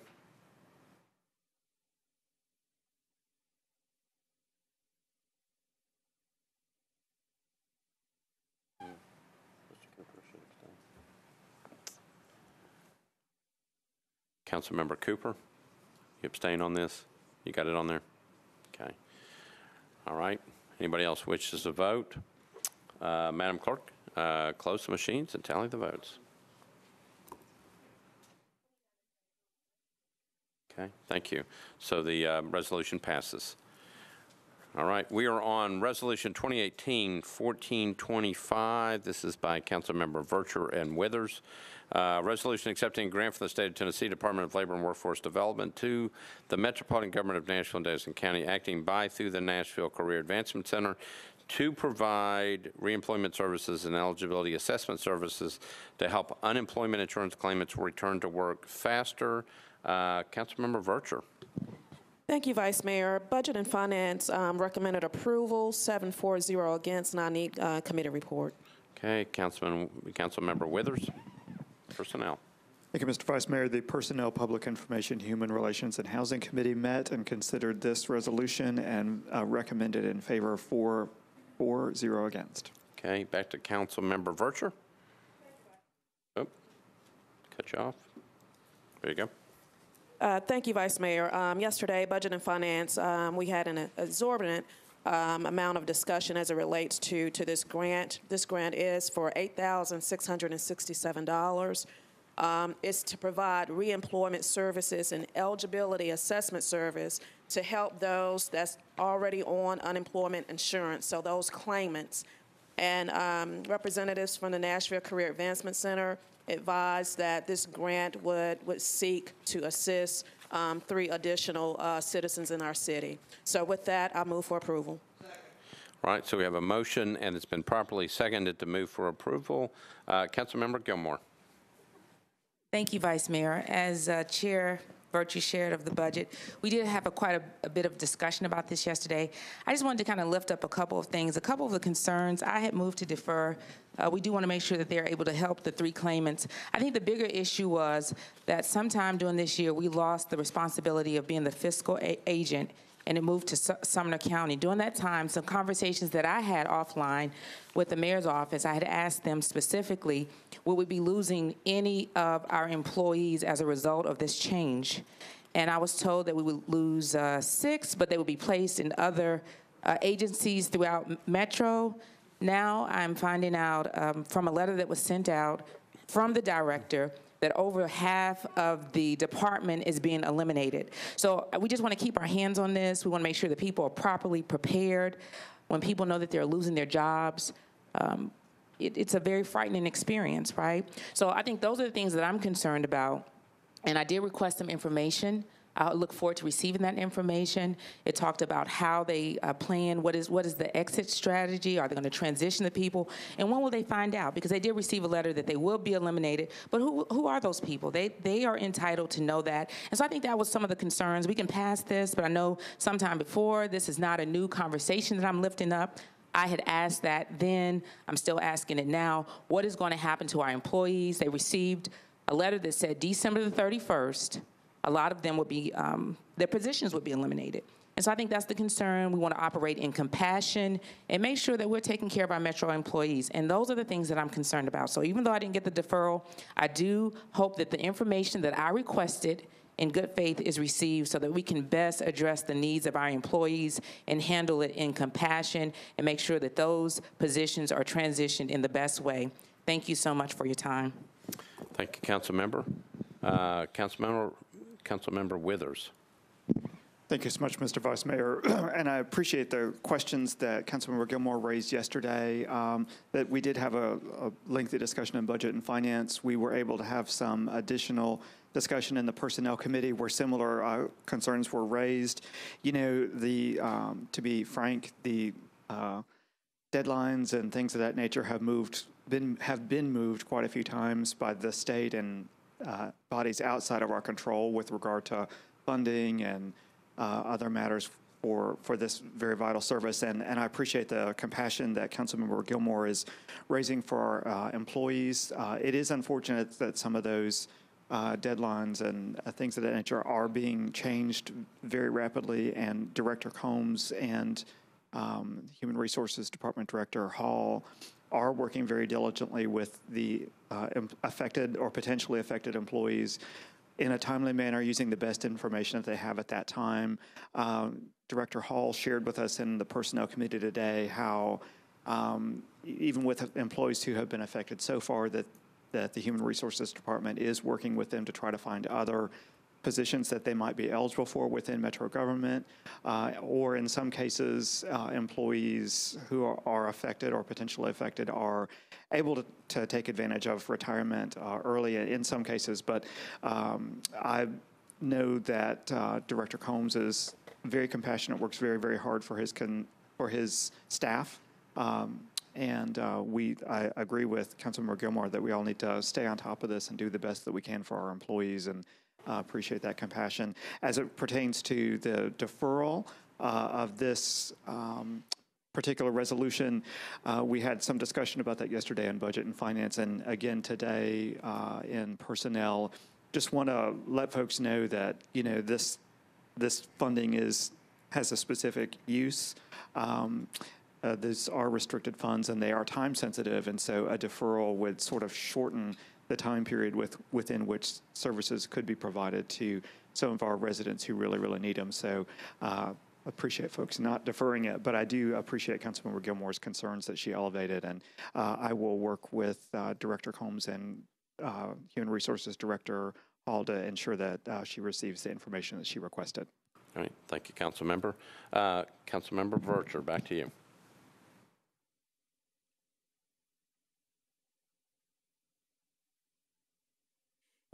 Okay, you keep cutting me off. That's okay, Vice Mayor. Sorry. And just for clarity, because I don't want the body to confuse the two issues. The restructuring as it relates to the State Department of Labor and Workforce Development and their restructuring, and the acceptance of this grant are two issues here. And with that, I just renew my motion and hope everybody can support this resolution. All right, thank you, Council Member. Sorry to keep cutting you off. We are on RS 2018-1425. There's been a motion that's been properly seconded to move for approval. Any other discussion? Seeing none, all those in favor say aye. Opposed, no. You adopt. All right, we are on the last bill on the resolution calendar. This is RS 2018-1430 by Councilmember Withers. It's a resolution requesting the Metropolitan Civil Service Commission to consider amending the pay plan for Metropolitan Vice Mayor and Council members adopted in RS 2018-1247. Councilmember Withers. Thank you, Mr. Vice Mayor. Could I get committee reports, please? I'm going to try to leave the microphone on for Councilmember Vercher. You're on. Thank you, Vice Mayor. Budget and Finance recommended approval, 12-4, 0 against. Thank you, Councilmember. Back to you, Councilmember Withers. Thank you, Mr. Vice Mayor. The Personnel Committee, at my request, the committee recommended a deferral for 2 meetings. We had a great discussion in Budget and Finance. Lots of ideas and questions were asked, and just would appreciate a little bit more time to continue working with the Human Resources Director to flesh out some of those ideas and hopefully answer some questions before we consider this again. So our committee recommended a 2-meeting deferral to the first meeting in November. So your motion is to defer to 2 meetings? Yes, please. Second, properly seconded.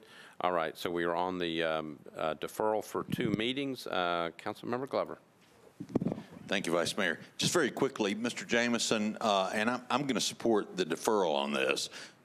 If we pass this, and I believe it's the right thing to do, what exactly can we hope to accomplish? And frankly, I applaud the sponsor for taking this and moving it forward.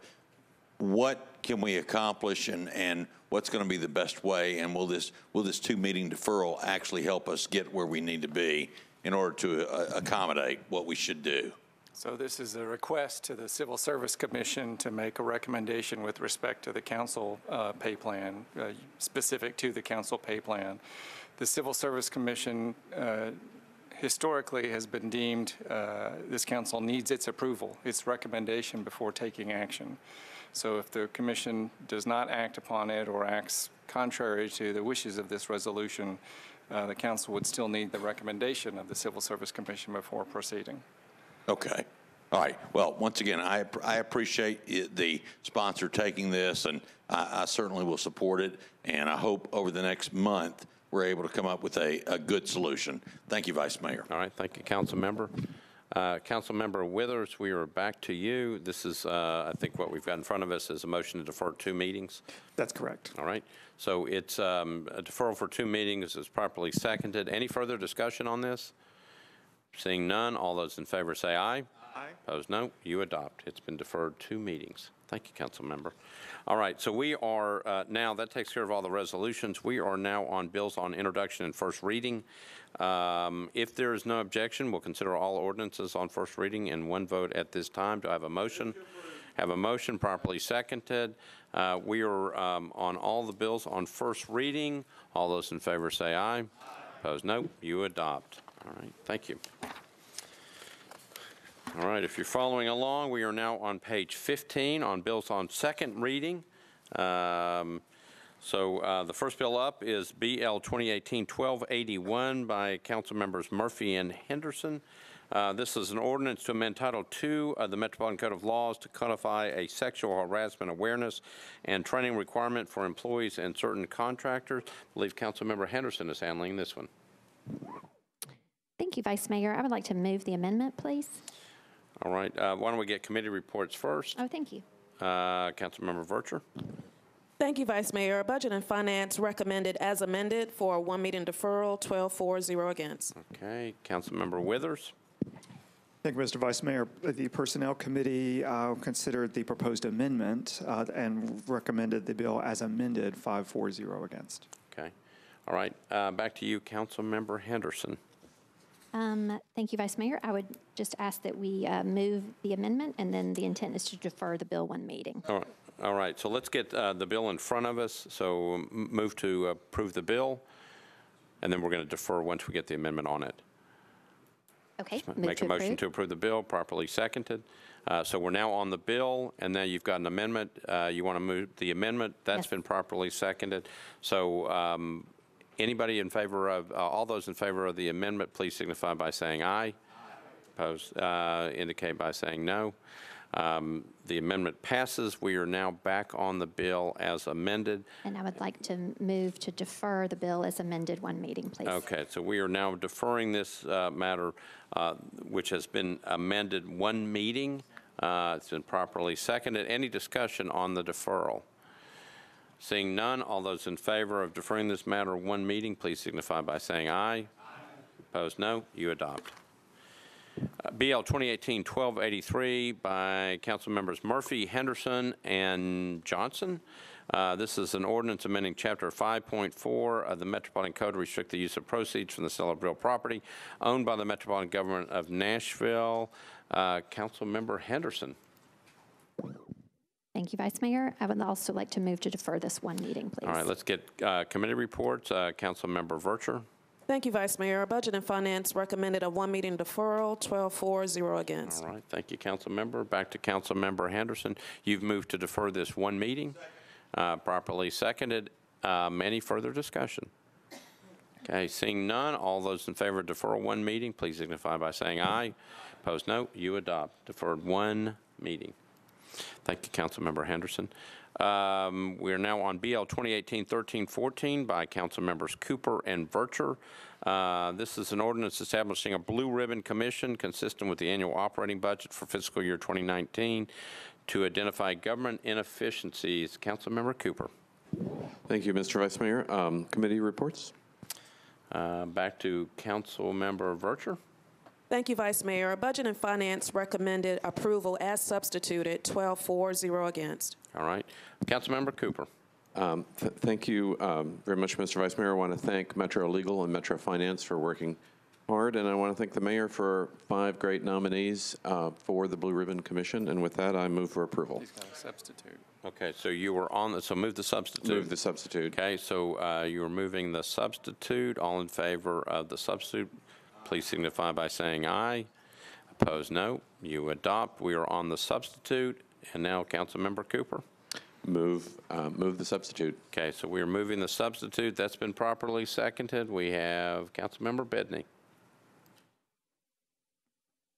Yeah, thank you, Vice Mayor. I still think this is a mistake because we are reneging on the responsibility that is given to us in the council to make this type of investigations and make decisions about it. By putting it on a committee, we may find ourselves with recommendations that some people in the city may not like and create a political situation where if the committee, I'm not saying that they do that, but let's say they recommend against body cameras for the police or that a funding for a certain program that some of us think is appropriate shouldn't be funded. So I think it should really be something that is decided by us and the council. Obviously, we need the money, and if this committee can make recommendations that might help that, which I'm not sure that it can, but I think we should support it. But I think it's a slippery slope to support putting on somebody else's hands something that is our responsibility. So I'm going to reluctantly vote yes for this, but I just wanted to ask you all that when the recommendations come back, that you guys seriously look at them from the point of view of the whole city and not just as a budget item. Thank you. All right. Thank you, Councilmember Bedney.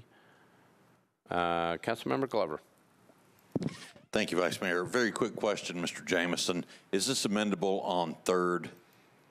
Okay. We are so therefore, whatever we decide, and I will ask the sponsor when it comes. Can we re-refer it back to Budget and Finance to have a little more robust, perhaps, conversation? Yes, if that's a permissible motion, I'm always for robust discussion. Okay. And, well, I look, I think it's pretty simple to say nobody in the city, I don't know of any employee in the city that didn't get their cost of living adjustment was happy with the actions we took. So I applaud the sponsor on what he's done. And so therefore, I think it's the right move to make. So I'm going to support it. And I'm hopeful that we do come up with some solutions in order to accommodate and put priorities in line. Thank you, Vice Mayor. Thank you, Council Member. So the way I've got this now is that this is, the motion is to pass this as substitute. As substitute. And then re-refer back to Budget and Finance. All right, let me make sure I got a proper second on that. Okay, so that's the motion at this point. It is, again, to approve the substitute and to re-refer back to Budget. Do I have any other questions? Anybody else in the queue? Seeing none, we are voting on it. It's BL 2018-13-14. All in favor say aye. Aye. Opposed, no. You adopt. Thank you. BL 2018-13-28 by Councilmember Mendez. This is an ordinance amending Chapter 5.06 of the Metropolitan Code of Laws regarding tax increment financing development and redevelopment plans. Councilmember Mendez. Committee report, please. Councilmember Vercher.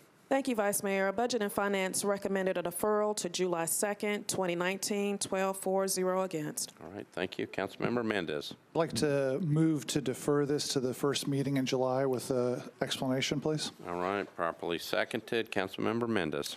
All right, so this bill is one of my several that relates to tax increment financing, and I've reached an agreement with MDHA and the administration to have a moratorium on tax increment financing until June 30, 2019, and I want to describe what it is we agreed to. We agreed that there, and think about this in terms of TIF loans and redevelopment districts. On TIF loans, we agreed that there would be no new TIF loans by MDHA during the moratorium period unless it's approved by both the board of MDHA as well as a resolution passed by the council with 21 votes and then signed by the mayor. For the other category for redevelopment districts, we agreed that no new redevelopment district or transit-oriented redevelopment plan would be proposed to the council or MDHA's board for approval during the moratorium period. I agreed that I wouldn't file any more TIF legislation while the study and formulating group completes its work, and in exchange for those promises, I've agreed to defer this bill in 1319, which is coming up on third reading, till the first meeting in July 2019. The administration during Budget and Finance yesterday and the Education Committee confirmed these terms, and MDHA, who has a representative here, Mr. Solomon, thank you for coming. Also, they agreed to these terms during Budget and Finance yesterday. So with that, I would renew the motion to defer. All right, thank you, Councilmember. Councilmember Cooper. Well, I think that was left over from before, but I want to thank Councilman Mendez and his hard work in this, and to say that this is long overdue. Many other cities and states have worked hard to reform how they do these cash payments to developers. And they do have an effect on things like school funding. And for example, but for this, even despite this moratorium, MDHA is about to do something unprecedented, which is to have a bond offering to raise the cash to pay the developer at 5th and Broadway. Now, to make this concrete, that $25 million bond offering will take $37 million in foregone real estate taxes to make that payment to the development. Well, what would have gone to schools? $11.5 million would have gone to schools using Mr. Jameson's analysis of the school operating fund. Now, we will either have to cut schools by that amount or take from someone else. So this is the kind of fundamental question that the Study and Formulating Committee needs to look at. Now, this whole program was designed for blighted areas, but in the 5th and Broadway case, it is being applied to what was described as the most valuable block in the southeastern United States. How did that happen? The program was supposed to be but for next door at Nashville Yards. That's a project that paid full price for the land, did not get any TIF money, has no parking garage built by the city, and is providing green space for the city. We clearly need to rethink our attitudes on this program, and I'm grateful that at the council's leadership and particularly the council members' leadership. Thank you. Thank you, Council Member. Councilmember Scott Davis.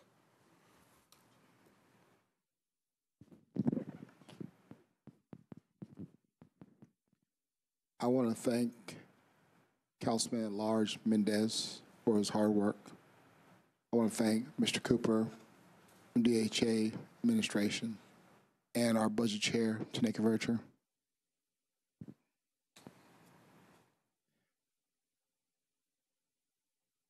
There are still blighted areas. And and one thing I like about this is that there are TIF loans that can be approved with a resolution through the council and with MDHA's approval. And I thank Councilman Mendez for putting that in his legislation and understanding that there are African Americans and women in the city who are applying in North Nashville and in blighted areas of Dickerson Road for TIF loans coming up. And it would have been a shame if they would have been left out in the cold while this has been going on. Now, frankly, at first, I wanted certain areas to be opted out who still needed TIF. And lots of times in the city, it happens. All of a sudden, when minorities start going after these opportunities, we shut it down. And with the resolution, allowing TIF loans to go through the council, it doesn't allow that process to stop for them. Because be it the fault of themselves or MDHA or whoever, sometimes certain people's voices when looking for TIF in these areas were not heard. And now all of a sudden when they're applying, the city goes, hey, we're not going to do this anymore. But by Mendez adding that resolution, allowing those people to pursue their projects, I want to thank him and glad that he's listening. And I will look forward to bringing those folks and others in front of us who look like the Nashville we want Nashville to look like. And so please don't close the door totally, because there are still areas in North Nashville and other areas of Dickerson and off of Train Lane that qualify for TIF, but still need it. I have no word to say about downtown or anywhere, but in a few areas of this town, it's still needed. Thank you.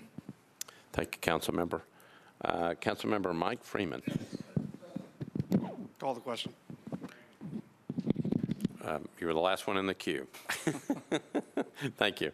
All right, we are on, this is BL 2018-1328 by Councilmember Mendez. This is deferred to the first meeting in July 2019. It was properly seconded. We are on the vote. All those in favor signify by saying aye. Opposed, no. You adopt. This matter is deferred into the first meeting in July 2019. I do think it's appropriate to thank Councilmember Mendez for all his hard work on this. BL 2018-1329 by Councilmember Withers. This is an ordinance amending various provisions of Chapter 12.42 of the Metropolitan Code of Laws regarding residential permit parking. Councilmember Withers. Thank you, Mr. Vice Mayor. Could I get committee reports, please? This was referred to the traffic and parking. Councilmember Hager. Thank you, Vice Mayor. This was a letter from the sponsor, requested to be deferred one meeting, 4-0, 0 against. All right. Councilmember Withers. Thank you, Mr. Vice Mayor. I would like to move for a one-meeting deferral with a brief comment. All right. Properly seconded. Councilmember Withers. Thank you. This ordinance, if you haven't had a chance to take a look at it yet, it pertains to the residential permit parking program that we have in the city. I had a community meeting at the East Park Community Center at which we had a member of the mayor's office was present, as well as a public works staff member, and a fair amount of the text of this proposal comes from constituent feedback that was presented at that meeting. And so I've worked with the council office to try to get that before the Traffic and Parking Commission. And the Traffic and Parking Commission will consider that at their upcoming meeting on Monday, October the 8th. If other members of the body are interested in that, they're welcome to participate in that before it comes back before the committee. So with that, I just renew my motion for a one-meeting deferral. All right, thank you. Councilmember Withers, we are voting on a one-meeting deferral, properly seconded. Again, this is 2018-1329. All those in favor say aye. Aye. Opposed, no. You adopt. It has been deferred one meeting. BL 2018-1330 by Council Members O'Connell, Bedney, and Elrod. Ordinance authorizing Liberty Green Sobro LLC to install, construct, and maintain aerial and underground encroachments in the right-of-way located at 207 First Avenue South. Council Member O'Connell. Thank you, Mr. President. I'd like to get committee reports. Council Member Bedney, this is for planning. Yes, thank you, Vice Mayor. The legislation was recommended for approval, 12-4-0 against. All right, back to Council Member O'Connell for Public Works. Thank you, Mr. President. I actually instituted a ban on all aerial and underground encroachments in Public Works Committee now that I'm chair, and then hastily overruled myself, and the committee subsequently voted 8-4-0 against. Thank you, Council Member. I was going to ask Mr. Jameson if it's okay to, if I can actually remove you as chairman after all that, but I think I'll just let that go. All right, so we have a motion to approve, properly seconded. This is BL 2018-1330. Any discussion? Seeing nobody in the queue, all in favor say aye. Aye. Opposed, no. You adopt. BL 2018-1331 by Council Members Kendall, Bedney, and Elrod. This is an ordinance to amend the Geographic Information System Street and Alley Center Line layer for the Metropolitan Government of Nashville and Madison County by abandoning a portion of 45th Avenue North right-of-way. Council Member Kendall. Let's see. Council Member Bedney. Committee reports. Committee reports. One of them is yours. Yes. Okay. So the committee recommended approval, 12-4-0 against. All right. Council Member O'Connell, Public Works. Thank you, Mr. President. We have, on the Public Works Committee, tried to institute an extreme rivalry with the Planning, Zoning, and Historical Committee. I encouraged the committee to actually vote against because they voted for it. They did not agree. We voted for 8 in favor, 0 against. I really am trying to remember this decision about putting O'Connell as chairman of. Back to Council Member Bedney. Well, we did have a conversation about this legislation.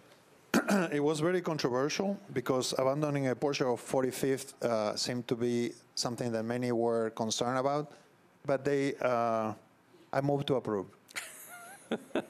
I have a second. It's been moved and properly seconded. Any discussion on this? Seeing none, we are on BL 2018-1331. All in favor say aye. Opposed, no. You adopt. BL 2018-1332 by Council Members Roberts, Bedney, and Elrod. This is an ordinance authorizing the Metropolitan Government of Nashville and Madison County to abandon existing easement rights located between Alley 1209 and Louisiana Avenue, formerly known as 53rd Avenue North. Councilmember Roberts. Thank you, Mr. Vice Mayor. Committee reports, please. All right, I'm going back to Councilmember Bedney and back to Councilmember O'Connell. They can feud over the reports. Councilmember Bedney. Thank you for choosing me first. The committee recommended approval, 12-4-0 against. All right. Councilmember O'Connell. Despite the committee's strong preference for 53rd Avenue North over its new name, we did vote in favor, 8-4-0 against. Councilmember Roberts, you're in luck. Both committees approved. Back I'll to you. have to move for approval. Move for approval, properly seconded. Any further discussion? Seeing none, all those in favor say aye. Opposed, no. You adopt. BL 2018-1333 by Council Members Van Reese, Bedney, and Elrod. This is an ordinance to amend the Geographic Information System Street and Alley Centerline layer for the Metropolitan Government of Nashville and Madison County by changing the name of Old Due West Avenue to Skyline Ridge Drive. Councilmember Van Reese. Cautiously request committee reports, please. You know what? I'm going to go to Councilmember O'Connell first because just to be fair. Public Works. Thank you, Mr. President. I really do appreciate that. I've been working on my auctioneer's voice and hope to have it fully prepared for the next meeting. In the meantime, we voted 8-4-0 against. All right. Thank you. Councilmember Bedney. I miss Councilmember Elrod. The Planning Committee recommended approval, 12-4-0 against. Councilmember Hager. Traffic and parking on BL 2018-1333 approved 4-4, 0 against. All right, thank you. Councilmember Van Rees. And with that, the future home of the Music City Solar at Skyline Ridge Drive, I request your approval. All right, it's been properly moved, properly seconded. Any further discussion? Seeing none, all those in favor say aye. Opposed, no. You adopt. Thank you, Councilmember Van Rees.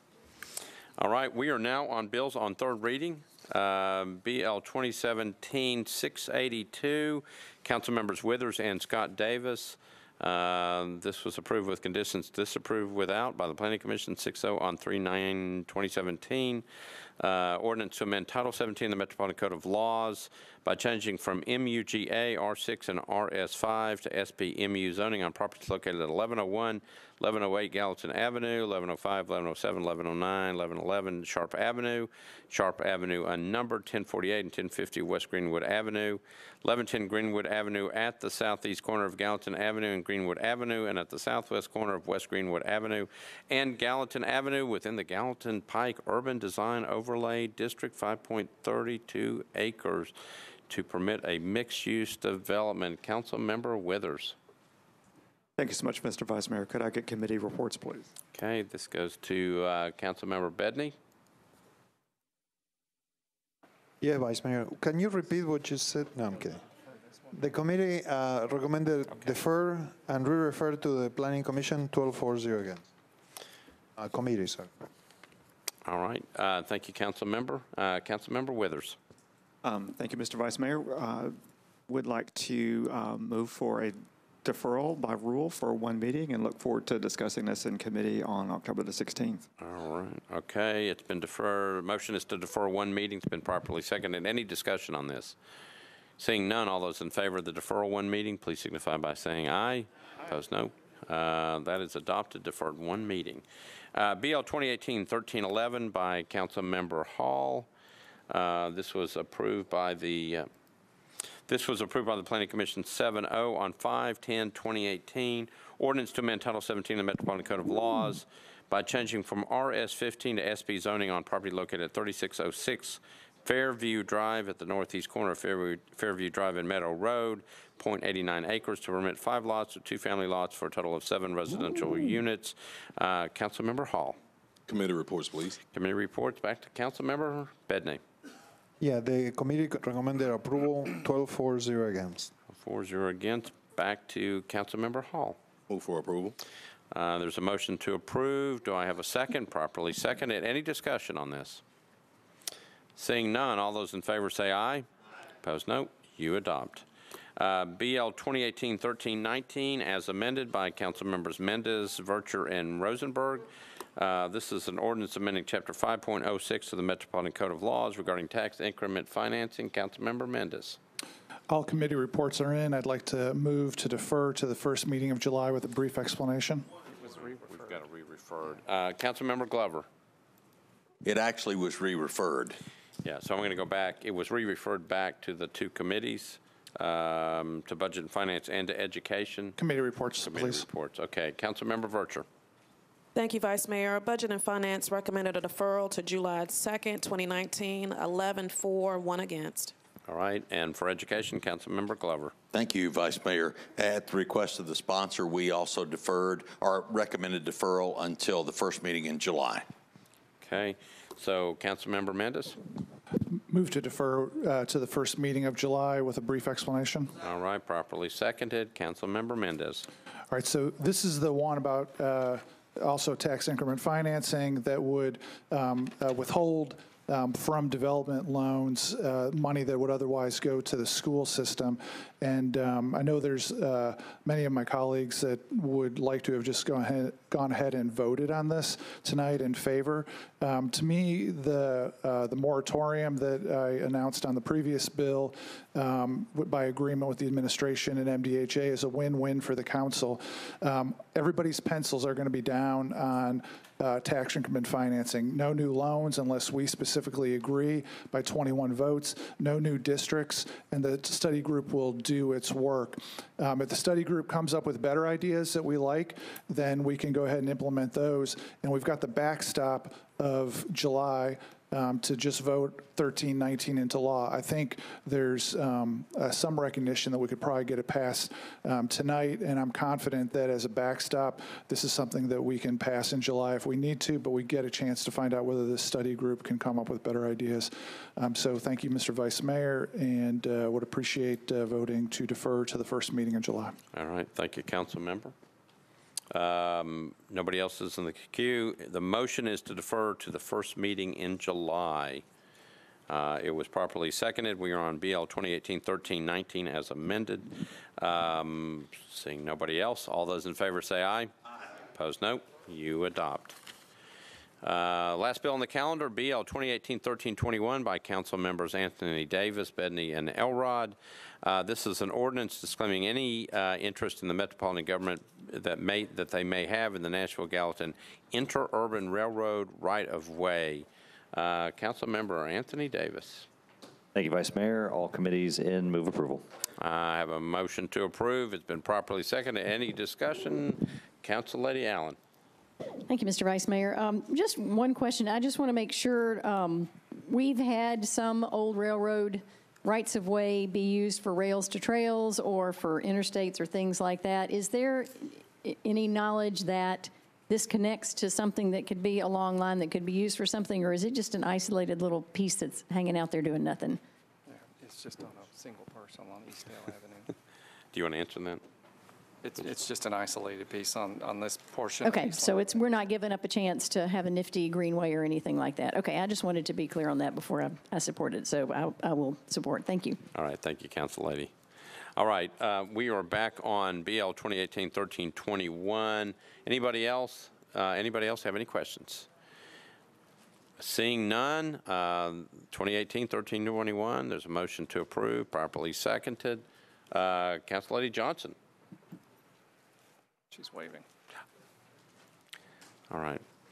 So anything else? Any other questions? Seeing none, all those in favor say aye. Opposed, no. You adopt. All right. So Councilmember Johnson has. Whoop. What? You were quick. They're not going to vote on anything. We were so quick that we turned everything off. That's okay. All right.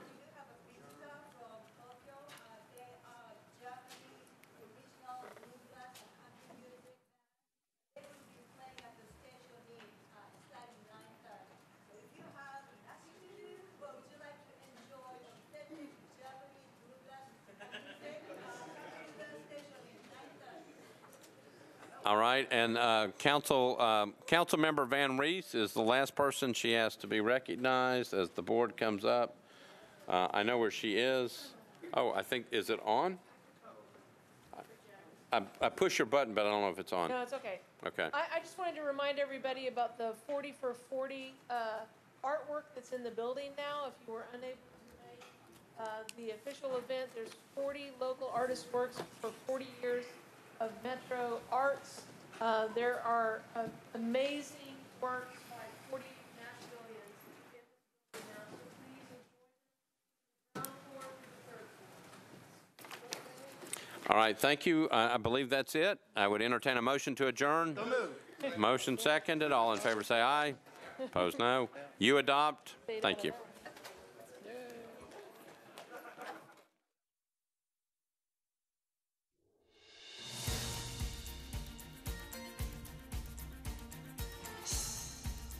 This has been a service of the Metro Nashville Network. If you would like to see this presentation again, or for more information about this and other programs, visit nashville.org.